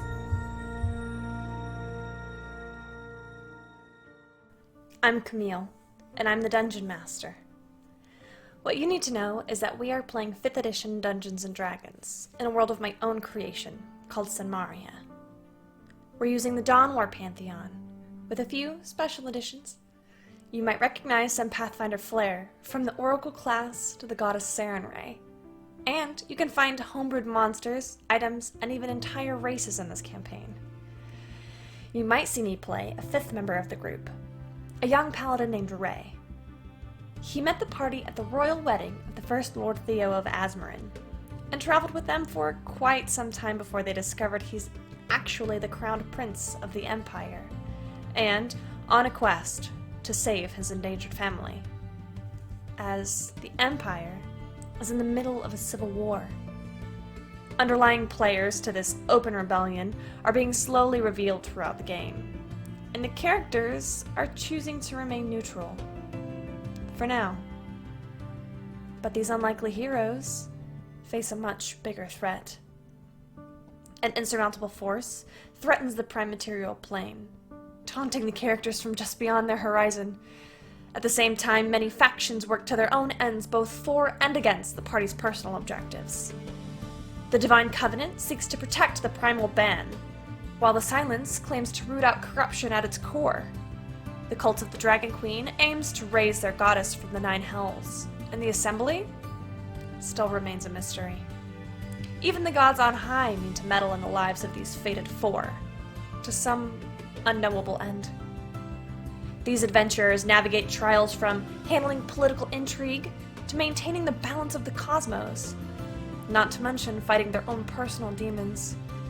In a world where nothing is black or white, good or evil, Leona, Kesra, Deirdre, and Mondi must find a way to mark their own paths and claim their own destinies. Welcome to Open for Adventure.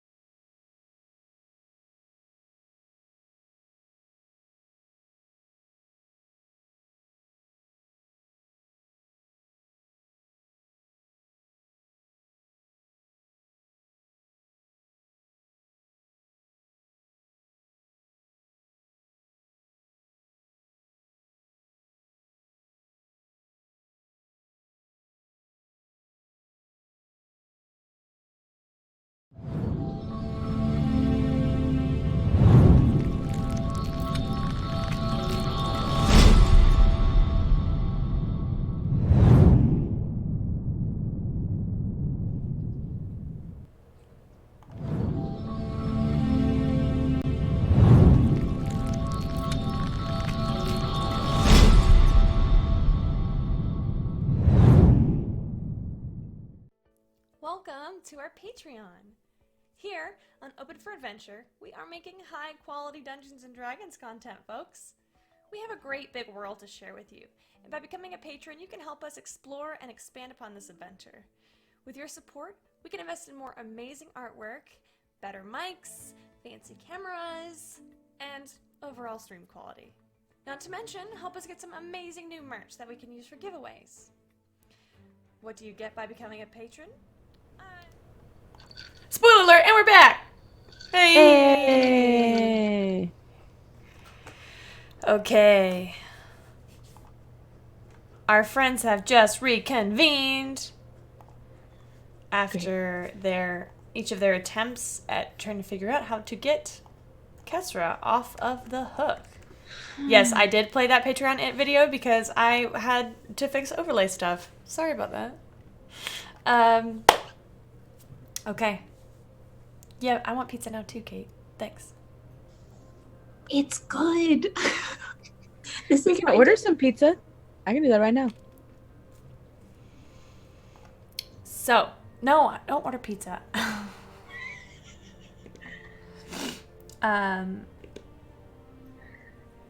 So, friends, what would y'all like to do? You have just come back from finding out that the Council Addison Meinhard is addicted to a substance called, the street name is Fairy Drum. Like, fairy, like, and drum, like, you're welcome for that, by the way. Yeah. Very illustrative. I'm nothing if not explanatory. Well, as soon as we get situated, I will, with the help of Ray, clue in Leona as to what we found regarding a Meinhard. And Liana?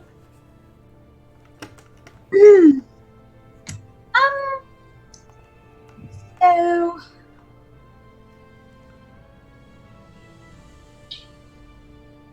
I was able to find a little bit of information. The good news is I think there's a way to, like, actually get Kessler off without any trouble. I'm not entirely sure how to do it, though. But I think there's a way. Can you turn your mic down, Mindy? Down? Yeah.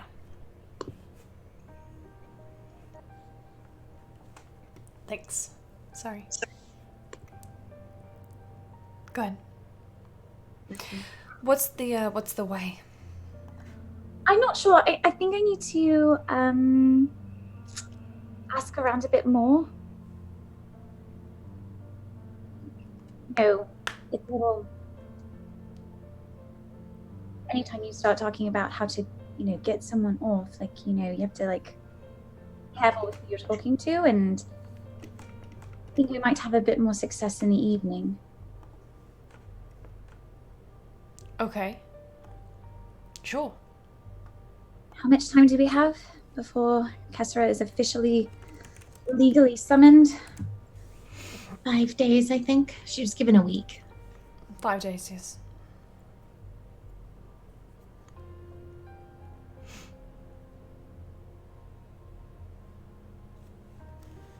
Well,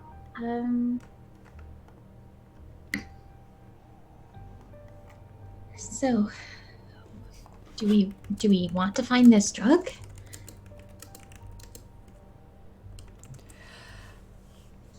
what drug? I think, yeah, she did not tell you about the drug. I'm so sorry.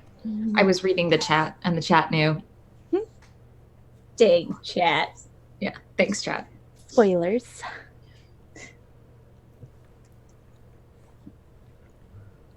If you want to fast forward to nighttime, that's perfectly fine with me.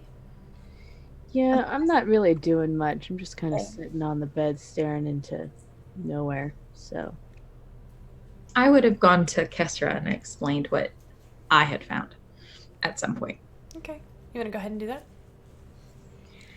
Yes. Kesra? yeah,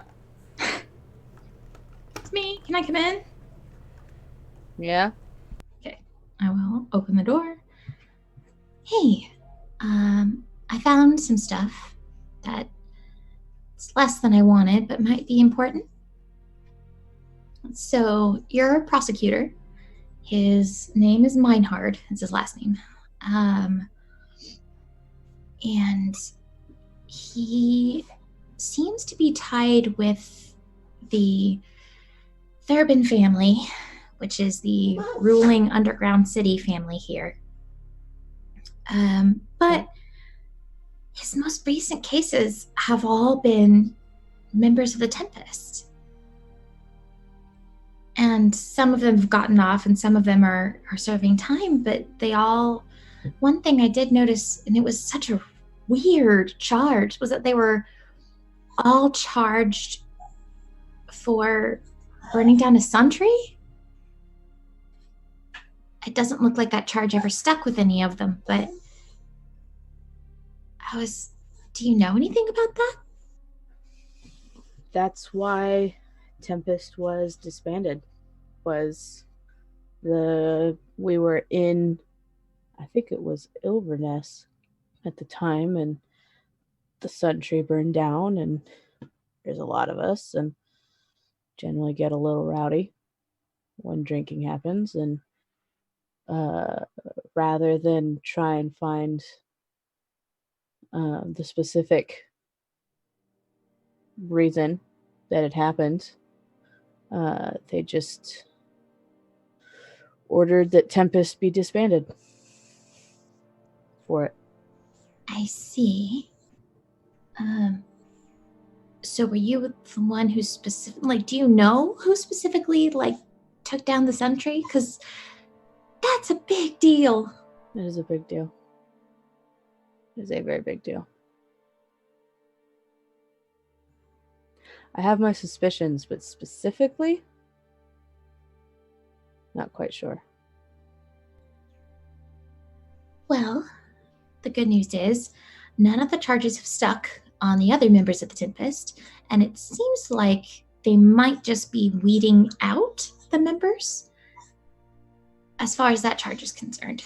So you may get off the hook for that. We just have to focus on the others. I don't think this is going to work, Sparkles. Maybe not, but we have to at least try. Leona found some stuff too. She wants to do some more investigation this evening, but she might also have a lead as well.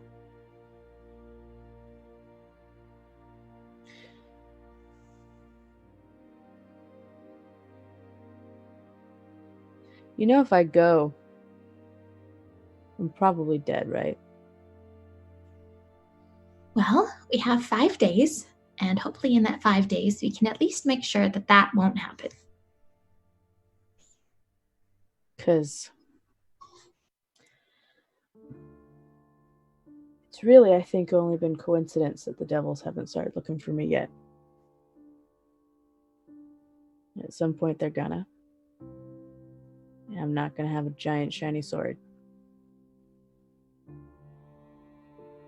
I don't know if I can make my fist shiny, but I somehow doubt that will have quite the same impact.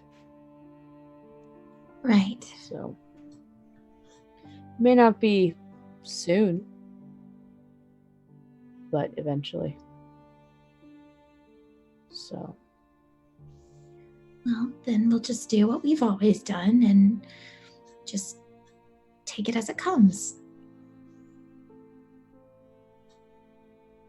There's no use worrying about the future. Oh, that's about all I do, Sparkles. Trust me, me too. Me too. I need you to know, Sparkles, that if it doesn't work, I'm leaving. Because not only will I die eventually in jail, but pretty much everyone else there will too. And I'm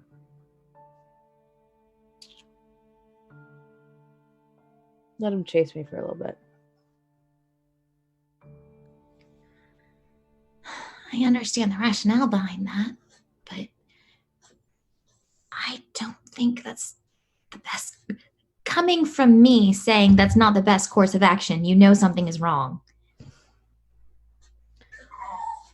Touché. but I'm not going to jail. And if I set foot in that courtroom, then that's where they'll put me. Regardless. What charges are you so sure are going to stick? What of these charges Any scares you of the them. most? All of them. There are other members of the Tempest who had just as many charges as you did, and they got off. Yeah, I'm sure they were a lot friendlier than I am, too. Maybe. But Do I sound like a not guilty person in any word that I have ever uttered in my entire life that you have known me? you sound like an avoidant person, but I don't think that Does that necessarily mean equates to innocent? guilt. It doesn't mean you're guilty. It just means you don't want to talk about things. And when I get put on the stand to describe what I did or did not do, I did not commit vandalism. Does that sound convincing to you? That's what it's going to sound like. That's what I sound like. I could pretend to be Leona, but I don't think that's going to really help either.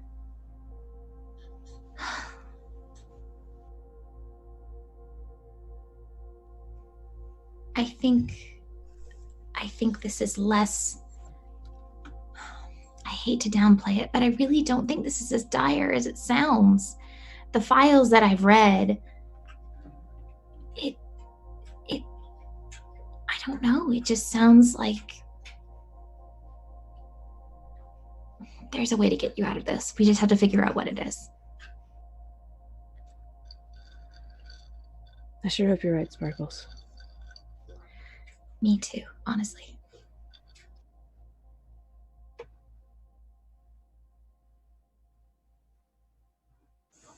At this point, you feel that tickle in the back of your brain again. That's not good, Kesra. Where are you? Imperial custody? Have Leona reach out if I can help. Not that your group would need it, love.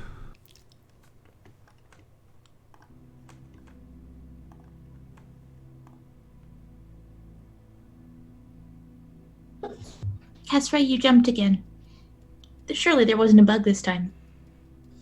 My eyes are real wide.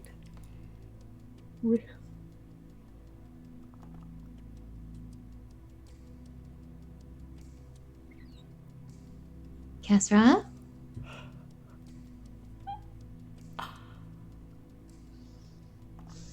I haven't had enough alcohol today. Let's I'm gonna go downstairs real quick. Okay. I'll stay up here, I think. Do some Yeah. thinking. I'll be back. Okay. I'm gonna go downstairs and I'm going to ask to finish that drink that I first ordered and didn't finish, and whether or not that works, I'm getting alcohol regardless. Okay. You're able to get some alcohol. Okay. Leona, what are you doing during this time? I am gonna answer him. Oh, what are you going to say? I am gonna answer him. This is after I've had like half of my drink, right?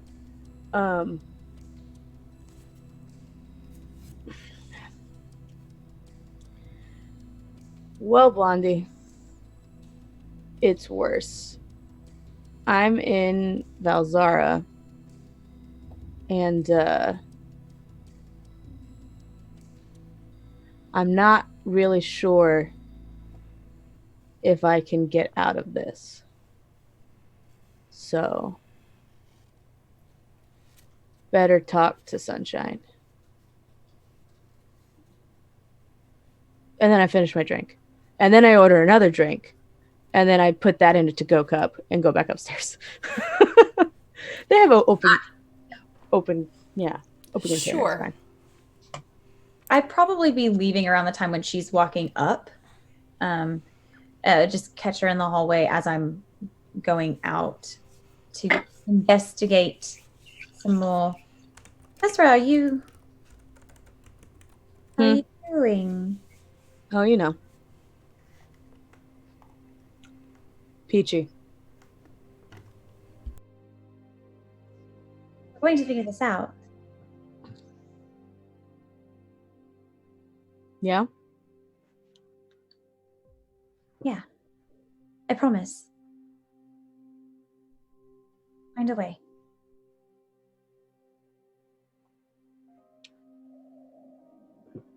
My cup definitely has a straw, and I'm definitely doing this as you're talking to me. Trust me.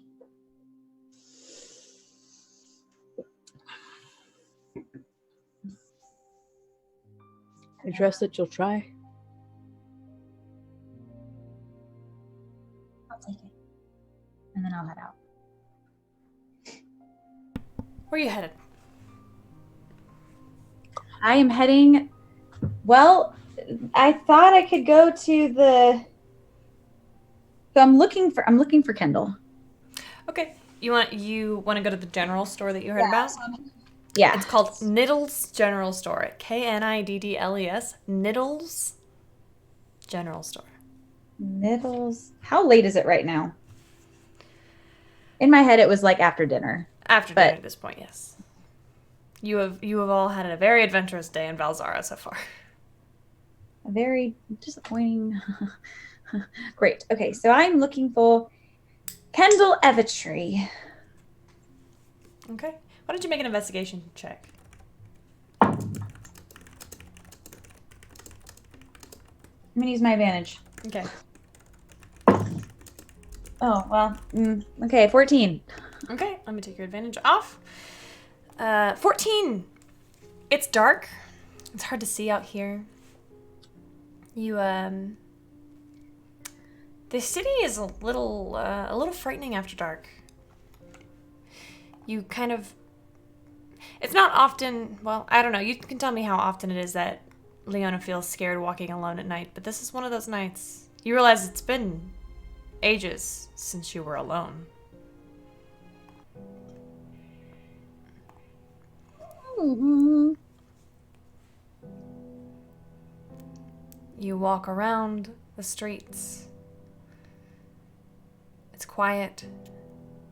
Every once in a while you see a dark-hooded figure going from place to place. Not the same one, different ones. You're surprised by a couple exiting a bar, laughing together, arm in arm. Your heart is in your throat. You find Niddles General Store. It's a corner lot, and you see on this corner, underneath the torchlight, the lantern, the lamppost, are 4 gentlemen. They look to be about human, and they are surrounding a slim figure. It's hard to see, but you see a thin female figure, long pointed ears, dark hair. You can't hear what they're saying. They're speaking very quietly, but you recognize that posture, that I'm standing tall because I'm afraid and I cannot show it. I'm gonna step closer. They notice you pretty quickly. All of them give you a side glance. 4 humans, varying builds. They look like thugs.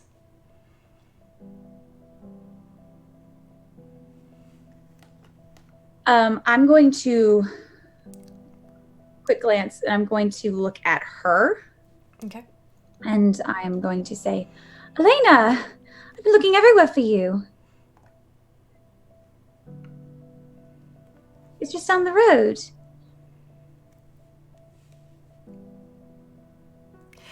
Eris, the Salix, this is what you see. So, I am about 5 feet tall, dark curly brown hair, carrying a spear, and you can see it's definitely in a defensive posture. I look over and say, "Oh, perfect timing. Excuse me, gentlemen, I must be going." As I start to try to break away from this group who are not actually helping me the way that I thought they would. I need both of you to make deception checks.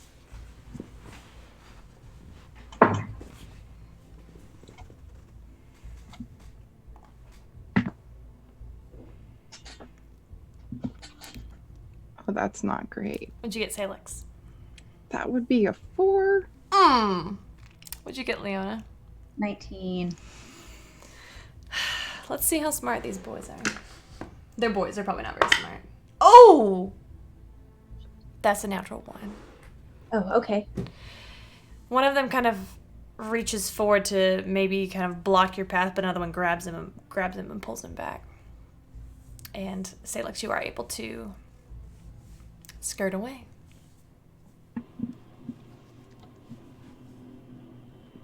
Thank you so much. Are you okay? I'm fine. Let's get away from here. I don't exactly know where I am right now. I don't either. I was trying to get in that store, but now I'm not so sure I want to go in that store. Let's go the way you came. Okay. Go back the way we came. It's not hard. You're able to... The streets seem a little easier to navigate now that you have someone with you. You don't feel nearly as alone, even though it is with a total stranger. What's your name? Oh, I'm so sorry. I'm Leona. Hi, I'm guessing your name is not Elena, although if it was, that would be incredibly coincidental. No, I'm Salix of the Evertrees. Evertrees? Yes. Salix, do you by chance know a Kendall Evertree? Yes, I do. Ah. That would be my brother. Why are you looking for him? I just had a few questions.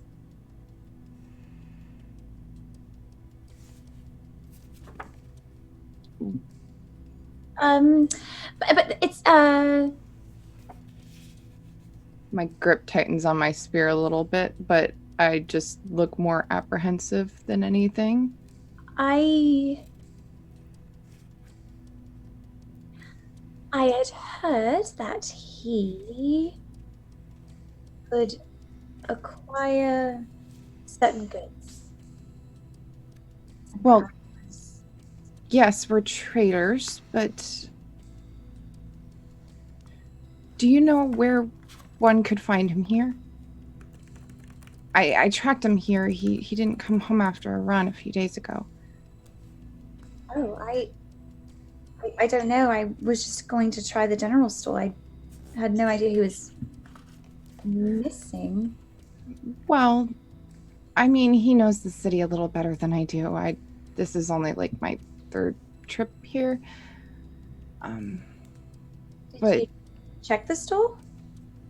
Well, I was going to, and then those guys were in the alley. So I thought I'd ask them because, ask people for directions are supposed to be nice, but I guess not. That's fair. I get that. Yes, I do. So you didn't go in the store, so he could potentially be there. Maybe. Maybe we should come back during the daytime.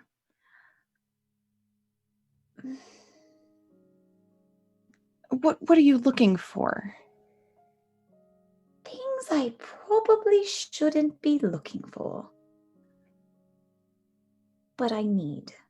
Okay, well, anything he can get, I can get too, I think, unless he's doing something in this city that I don't know about. How far do your sales extend? Well, hypothetically speaking, from a legal standpoint, if I wanted to find some goods and keep it, under the table. I'm not exactly sure what you're talking about. We trade medicinal plants, and we bring stuff that doesn't grow in the desert. So have you heard of Acreophedrum? Yep, is that right? yes, I have. What? I'm very familiar with it.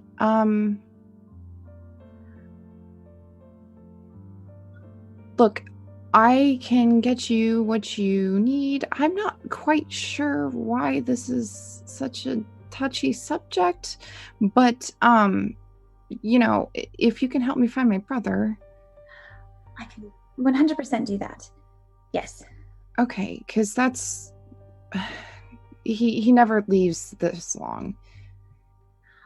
I actually have some friends that could maybe help us. But if we go and you say you can help me with maybe getting some of this.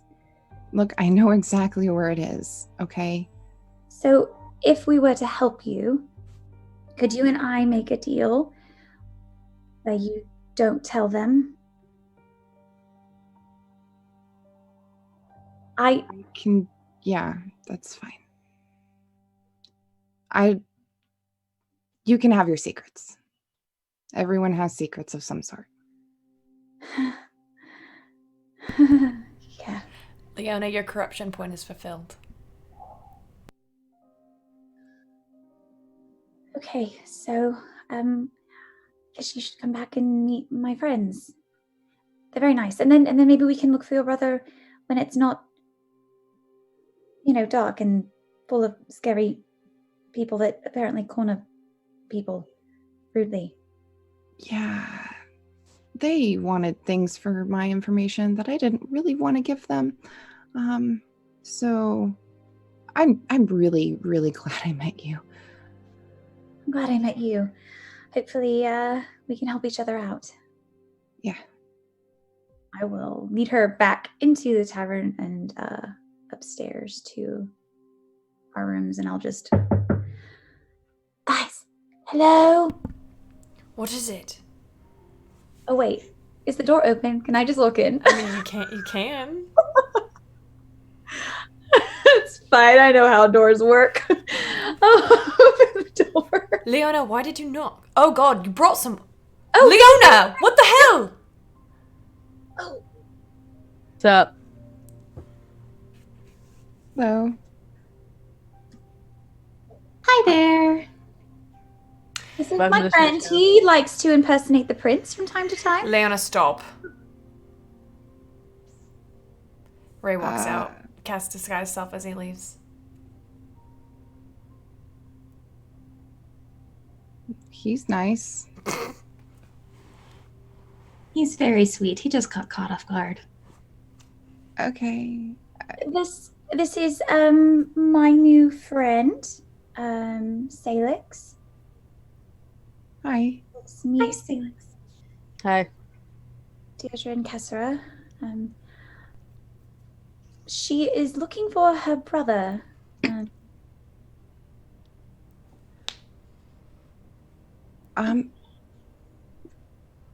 Well, he's been here for a few times, but I mean, maybe time passes funny when you don't actually pay attention to the days. Maybe a week or two. He normally only stays a couple days. It's not like him to just not come home. I see. But I don't know the city. I mean, you all look like you're well traveled. Can you find people? Deirdre can probably find you a person. I don't see why we couldn't. And what's your brother's name? That's so silly. I'm sorry. Oh my gosh, my mind just went blank. Kendall. Thank you. Sorry, I normally call him Ken, but his name's Kendall. Kendall. Yeah, Okay. Kendall Elvertree.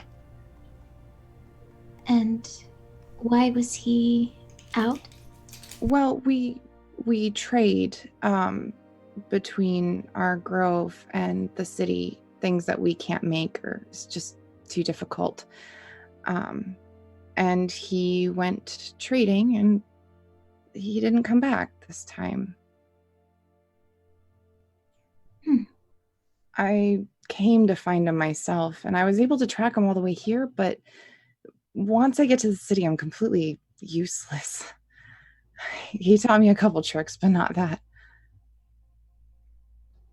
I grew up in a small village on the edge of a forest. I completely understand.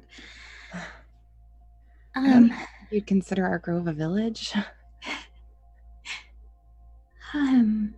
What does he look like?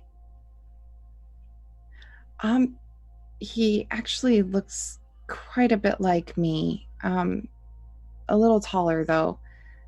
And as you're looking at me, you see long curly chestnut brown hair, silver blue eyes,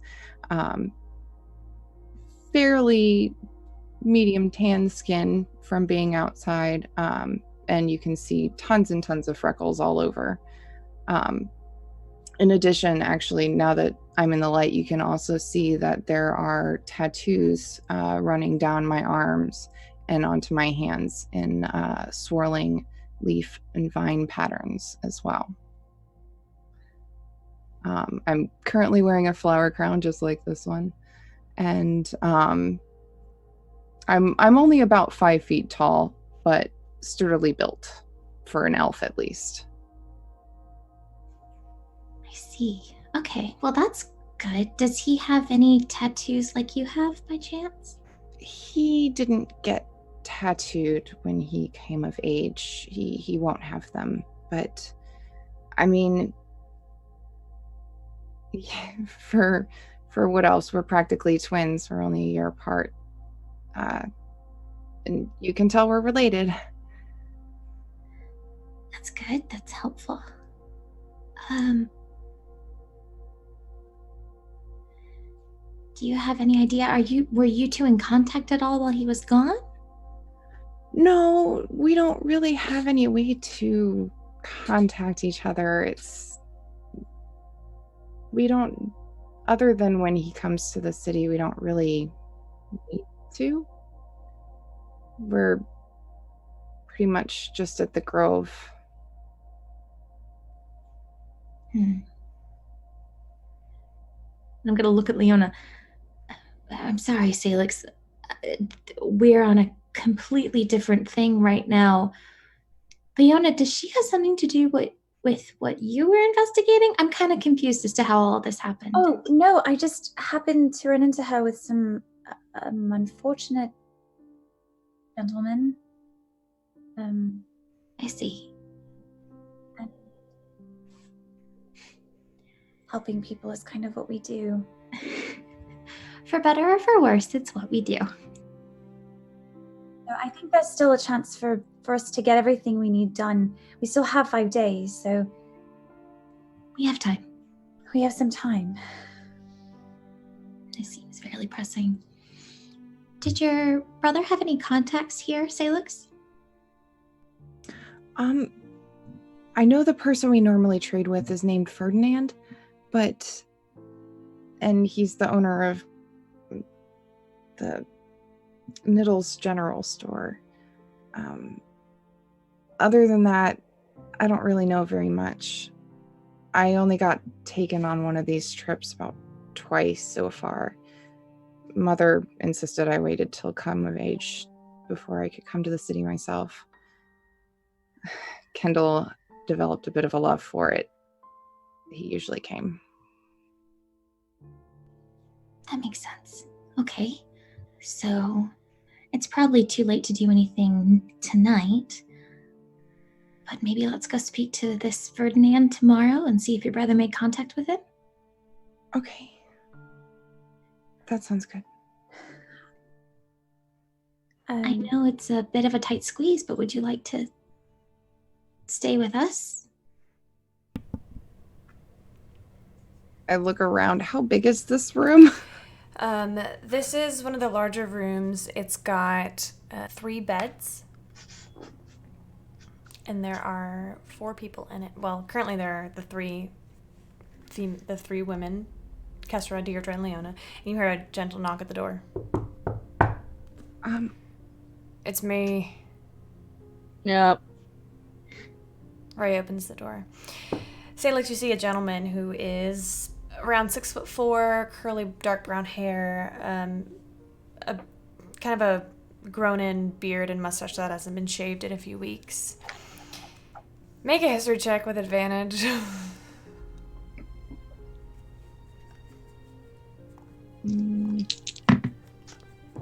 Oh, that's pretty good. How's my history? Let's see.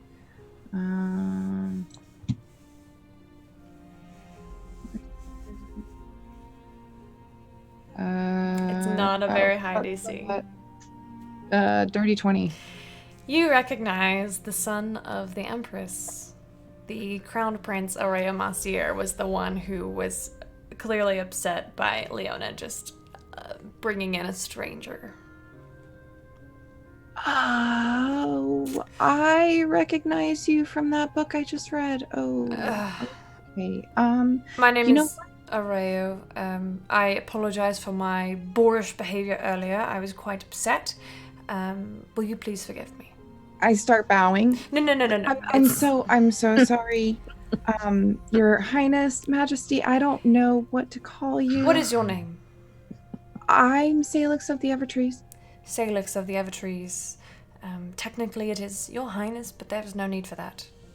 Okay. No need for bowing. I promise. Please don't. He's undercover at the moment. Makes me uncomfortable. I can... You know what? Great cover. Now I see why you had secrets. Okay. If you could not tell anyone that I'm here, I would be greatly obliged. You know, it's fine because I don't actually know anybody. So I have no one to tell, and I'm not even 100% sure anybody would believe me if I did. Fair. It's a pleasure to meet you, Salix of Evertree. The pleasure's all mine. He does reach out and give your hand a proper kiss. She kind of like... Okay. Well, I certainly wouldn't want to make any of you uncomfortable or anything like that. I can probably see if they have another room or something. Nonsense. I've asked them to bring another bed in. Right. Thank Bring you. in. All right. It's fine. They've got cots. What? It's What? nothing. I was trying to be polite. Yeah. I figured if we were bringing her here, then she obviously meant something, which meant that she was going to be staying with us. Was I wrong? I'm just here. Oh, I know. Yes. Kesra has been unfairly put into some trouble, so we're working on that as well. But we have some extra time for that, so we can focus on this first.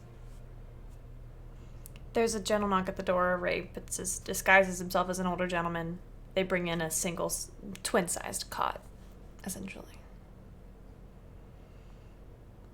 Thank you for giving me somewhere to stay. You don't look like very much a city person. No, not quite. It's been interesting. It's been a very eye-opening visit so far. Haven't gotten into any trouble yet, have you? No. Well, Leona here actually got me out of some trouble I almost got myself in. That sounds like our Leona. Well, I'm grateful for her. As am I. And talk her way out of just about anything.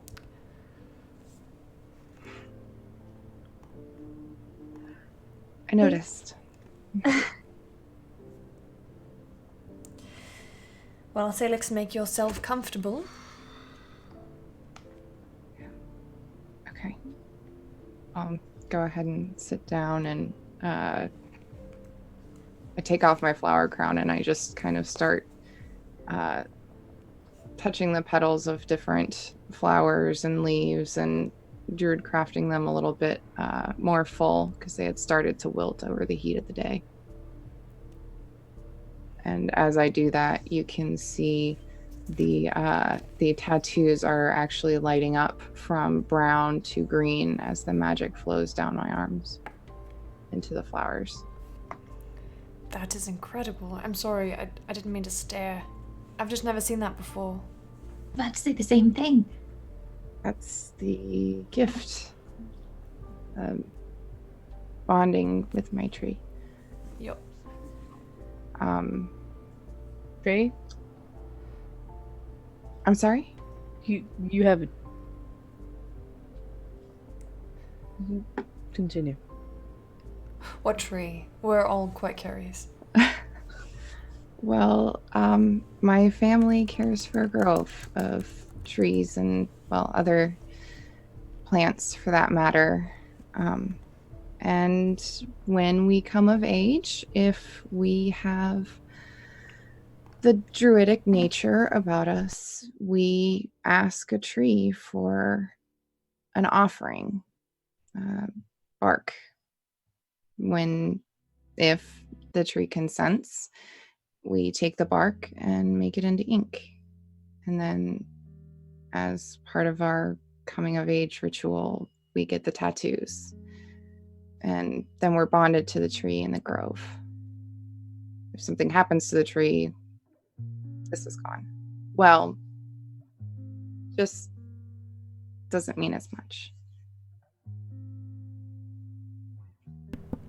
Lovely symbolism. Yeah, that's truly incredible. What happens if you go too far from the tree? I don't know. Nobody really ever goes that far. I think I'm possibly the first. Well, maybe the other people just didn't come back, or I don't know. But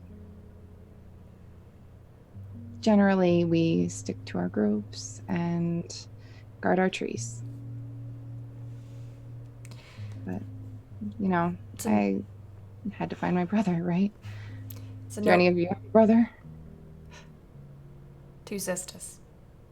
I'm an only child. Well, I'm sure having sisters is great too.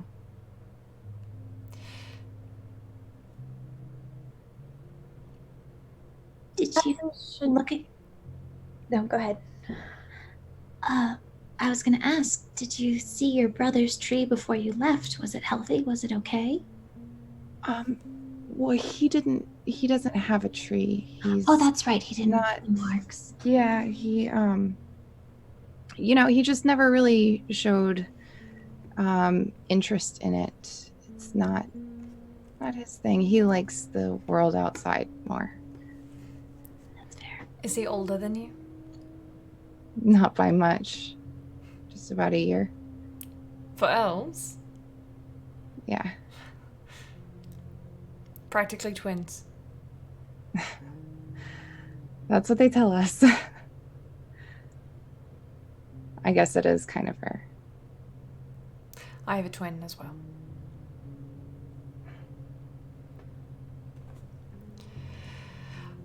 Apologies, I think you struck a nerve with just some of us. I'm sorry. No, it's not your fault at all.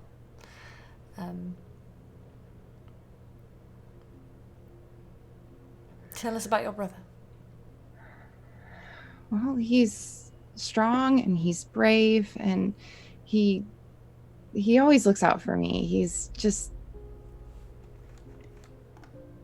so curious and he likes exploring.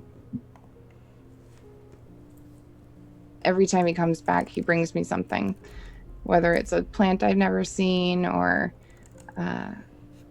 last time he brought me a coin, and I reach out and grab a coin from my pocket. I'd never seen a gold coin like this before. He taught me a trick too. You want to see? Sure. Certainly. Okay. Who's closest to me? I'm literally sitting next to you on the cot. I'm so interested in who you are as a human being. As an elf being? As an elf, as a humanoid. I'm so interested. I pull a gold coin out from behind your ear. See? I look over at Kesra. It was a new one. It was just the last time you went, but look, I can't offer you too much, but I can offer you this gold coin if you'll help me find him. That's really not necessary. You don't need to pay us.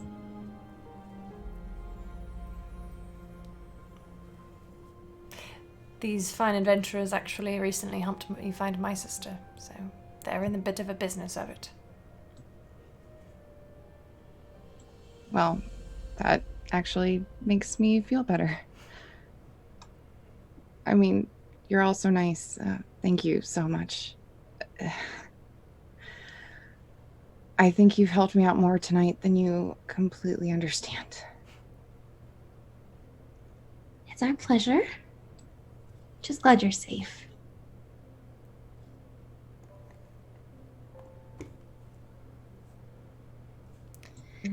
Is there anything else you would like to accomplish tonight? I want to braid her hair. Okay. Okay. It's up to her. Can I braid She'll your let you braid her. Yay! How long is it?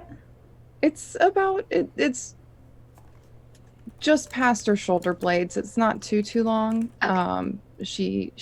You can see evidence where she has had braids in it that she's taken out. So you can see that she does braid her own hair occasionally. I love your hair. Thank you. Can I braid it a little bit? Sure. Ray will pull Leona aside.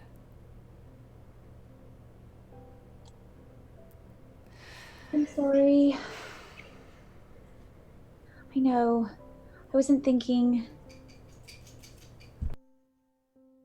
We saw those people, and then we came back, and then I should have known better. I don't think she'll say anything, but I know. Sorry.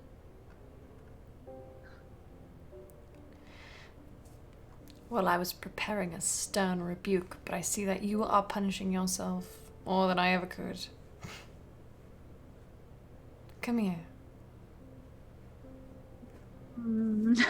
He takes you a big hug and places a few kisses on your temple, just very, very discreetly, trying to kind of like.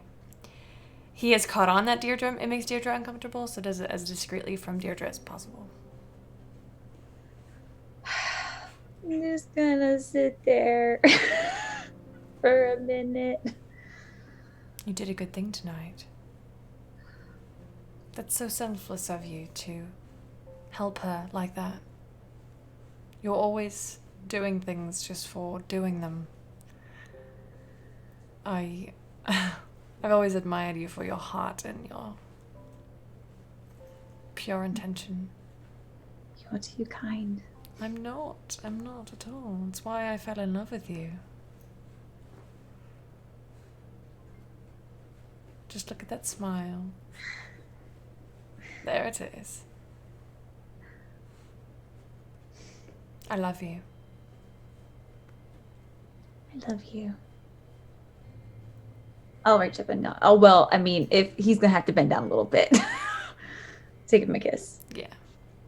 Again, I trying to be somewhat mindful of, but I'm hoping that Deirdre is thoroughly engaged in the hair braiding. Of course I am. What are you talking about? As someone who has probably had her hair braided by Deirdre from time to time, I am You're pretty confident that she's not.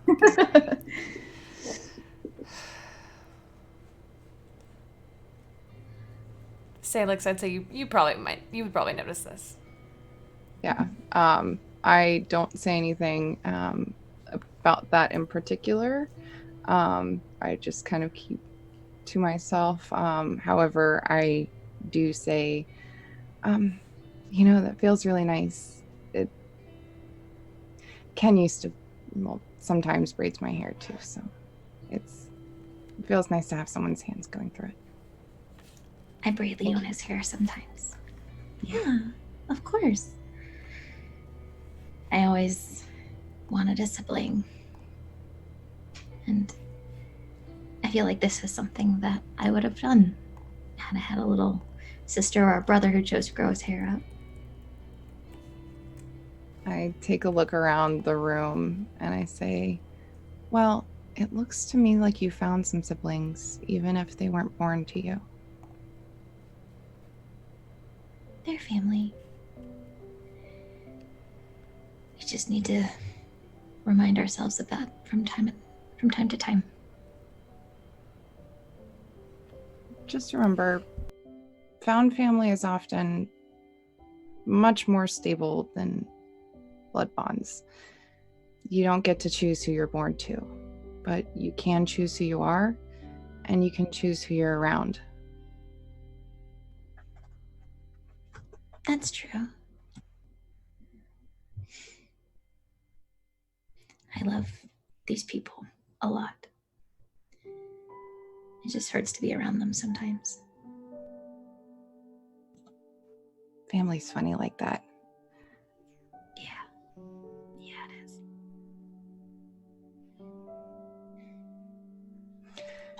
Is your brother your only sibling?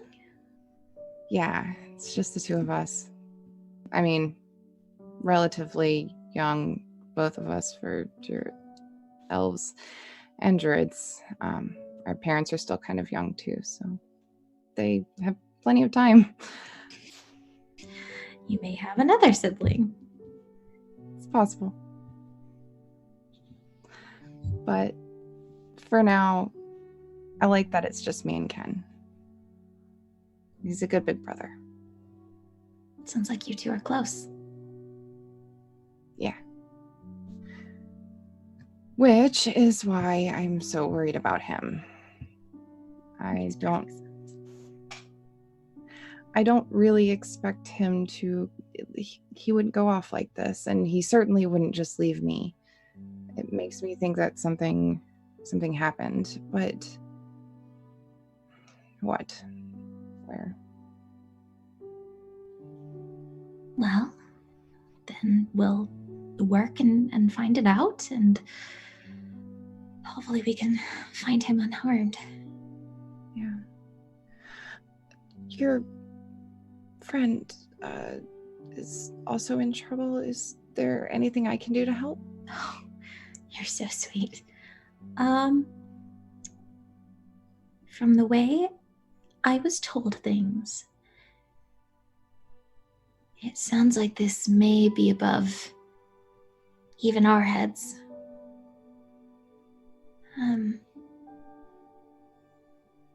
We're gonna have to go to court, maybe, and talk to lawyers and stuff none of us are really prepared to deal with. Honestly, based on what Leona told me, it sounds like getting your brother back might help us. Maybe. I'm sure at this point he knows people I don't. I'm not quite sure how things work here, but he's a bit smarter than I am. He probably figured it out. You seem perfectly intelligent to me. It just sounds like you have a different intelligence than he does. Yeah, well, we're a good complement to each other.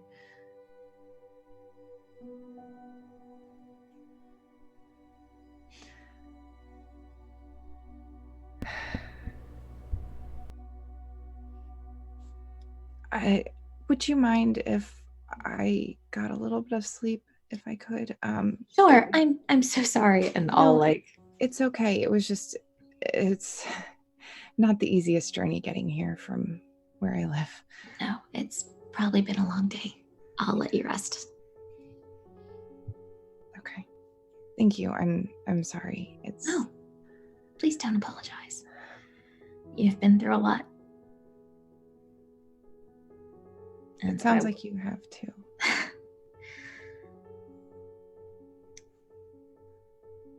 Yeah. It's been a rough few months. I'll let you get some sleep. And I will go over to my bed. Wait, Deirdre? Yeah? Do you want a hug? Oh God, that's gonna make me cry. You kind of look like you could use one. Yeah, I think I would. I'll give you a big hug. Okay. I might start crying. Just a little bit. Just a little bit. And then I will lay down on my cot and start twirling my flower crown in my hands, looking at all the different pieces of it until I fall asleep. Salix. You drift off into sleep, but it is by no means restful.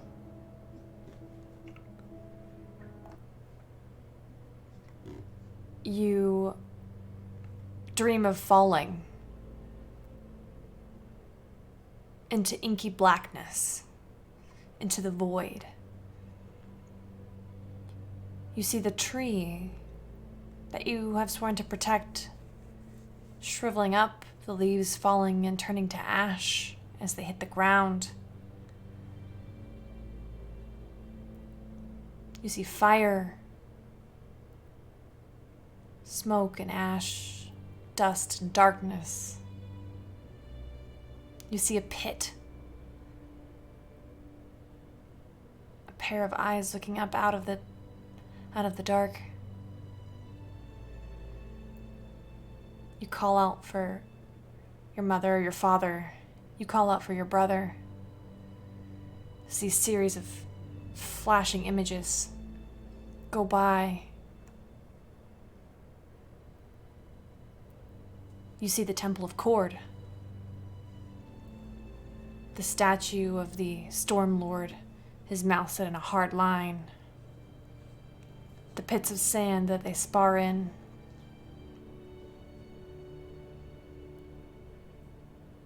It all seems like a fever dream, flashing together, blurring. But you keep coming back to that inky void, that blackness, that falling feeling.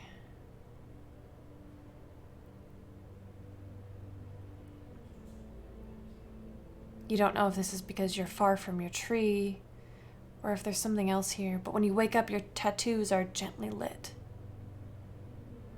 And then as soon as you notice, they fade away. Not away, but they fade back into their dark brown. It's still the middle of the night. You can go back to sleep if you'd like.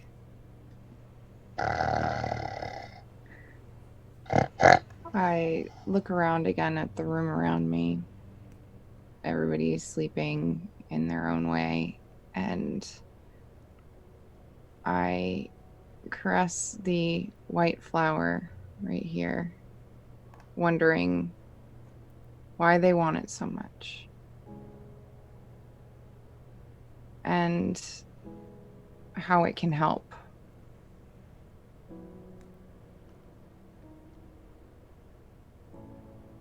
I take one little petal and I grind it up in my fingers a little bit. And I just stare at it for a moment, and then I blow away the little particles.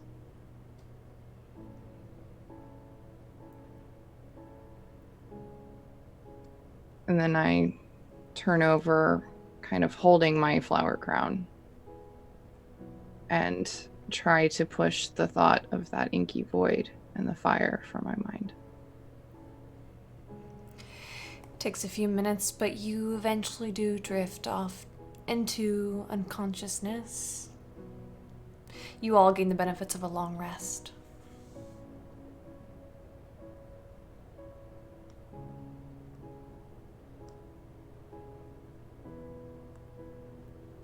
And as you wake in the morning to get ready for this day ahead of you, the trials and tribulations, that is where we are going to pick up next week. First of all, I want to thank our sponsor, Campaign Coins! Yes. If you have not met or heard of Campaign Coins, you are seriously missing out because they are absolute treasures and I will protect them at all costs. They are amazing. If you haven't checked out any of their stuff, please do. You can find them at campaigncoins.com. You can also find them at Twitter. We're going to make a video. Yeah, we're going to make a video for them because I just need some free time a little bit, and then I'll make one with all that free time that I have. So, massive thank you to Campaign Coins for being our first official sponsor. Welcome to the family. Huge shout out to our wonderful guest tonight. If you do not follow Eris on Twitter, you need to immediately. She will plug her Twitter during her outro. This month is September, so all gifted subs are half off. I think it's all subs are half off.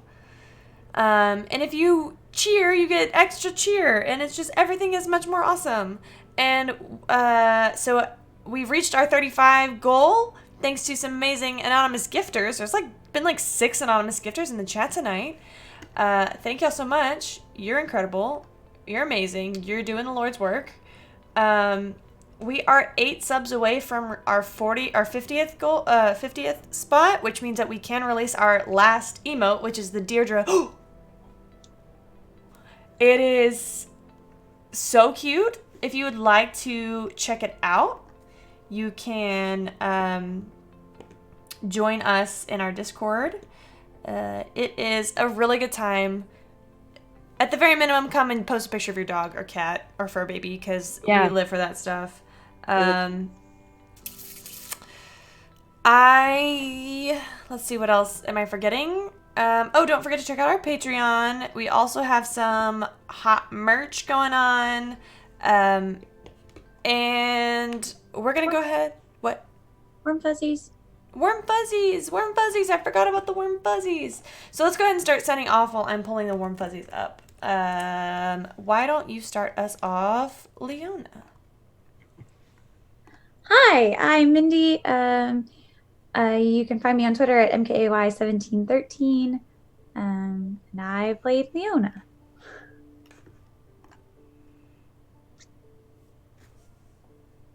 Fine. Hi, I'm Kate. You can find me on Twitter at KatesD8s. You can find me on Twitch and Discord at KatesandD8s. And I play Deirdre. Hi, I'm also Kate. You can find me on Twitter and everywhere else at Very Pale Ale. And I have the eternal delight of playing Kestra. Tag, you're it. And our wonderful, beloved guest.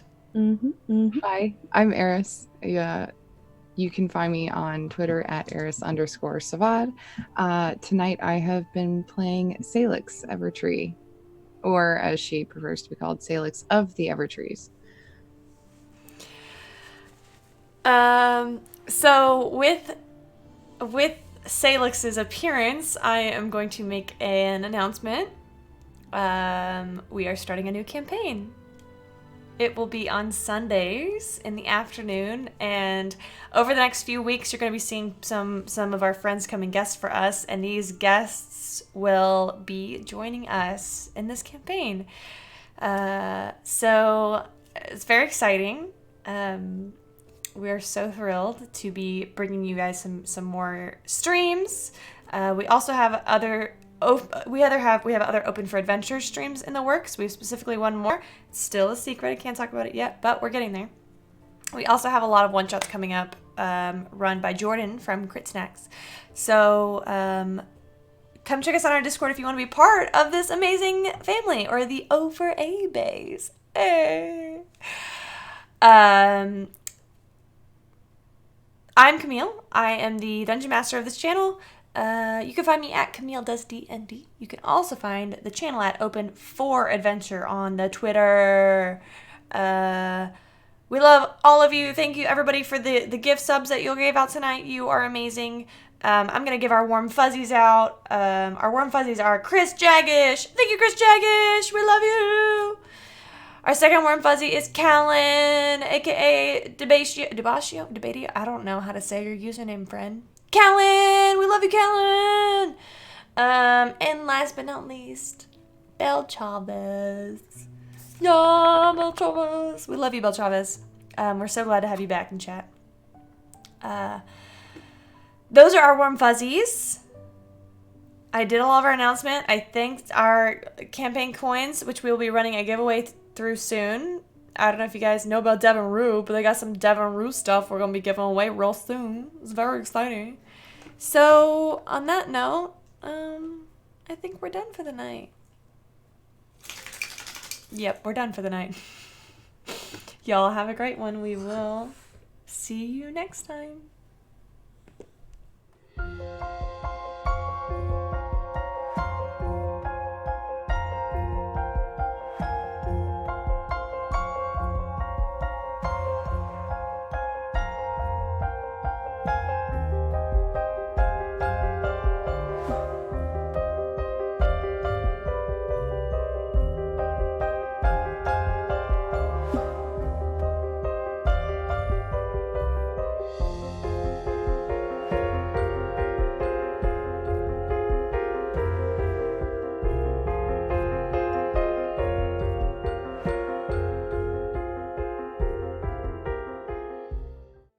Welcome to our Patreon. Here on Open for Adventure, we are making high-quality Dungeons & Dragons content, folks. We have a great big world to share with you, and by becoming a patron, you can help us explore and expand upon this adventure. With your support, we can invest in more amazing artwork, better mics, fancy cameras, and overall stream quality. Not to mention, help us get some amazing new merch that we can use for giveaways. What do you get by becoming a patron? I'm so glad you asked. Let's take a look at the different levels and give you a sneak peek at what you can get at each tier. Did you know that the family of the First Lord Theo, the leader of the rebellion against the Empire, actually invented firearms nearly 25 years prior to the current campaign? The designs for this high-tech weapon are the Delaney family's best-kept secret. Also, they were originally invented by the late First Lady Victoria, Theo's mother. Access to lore leaks like this is what you can expect from the first tier, written in blog-style posts after each weekly session. Ever wonder what goes on off-camera? The next 3 tiers give you exactly that. With Stolen Moments, you can get access to text-based roleplay moments, highlighting experiences that don't make it onto the stream, like Leona's training session with Ray and Asmrin. Stolen Moments Plus gives you access to roleplay moments featuring our guests, non-player characters, and historical figures, featuring the likes of Marshall, Annalena, and even the Empress herself. And Roleplay Addiction takes us to a whole other level. This tier gives you exclusive 30-minute videos of canon interactions not otherwise seen on stream, like late-night drunken interactions between paladins or tender moments featuring your favorite character ships. The Insider Scoop is where things start to get serious. This gives you access to private live streams of me doing plot, setting, and encounter planning for the entire Open for Adventure universe, including the offline game that I run in the same realm. This might be me setting up for a big battle, or maybe coming up with some new non-player characters. Here's where you can interact with me directly and possibly influence not only the upcoming streams, but the entire setting as well. The Warm Fuzzies is super simple. It's everything I've listed so far, and also you get your name on stream after our weekly regular sessions. Every session. And our undying love. Hence the Warm Fuzzies. And finally, the most epic of all Patreon tiers. Drum roll, please. the Lore Master. This ultimate and final tier gets you first look access at all of the content going into our upcoming, official, open for adventure campaign setting. Lore, maps, monsters, items, dungeons, dragons. So, go ahead, have a look around, make yourself at home, and consider becoming a patron to help us make this fantasy world a little bit closer to reality.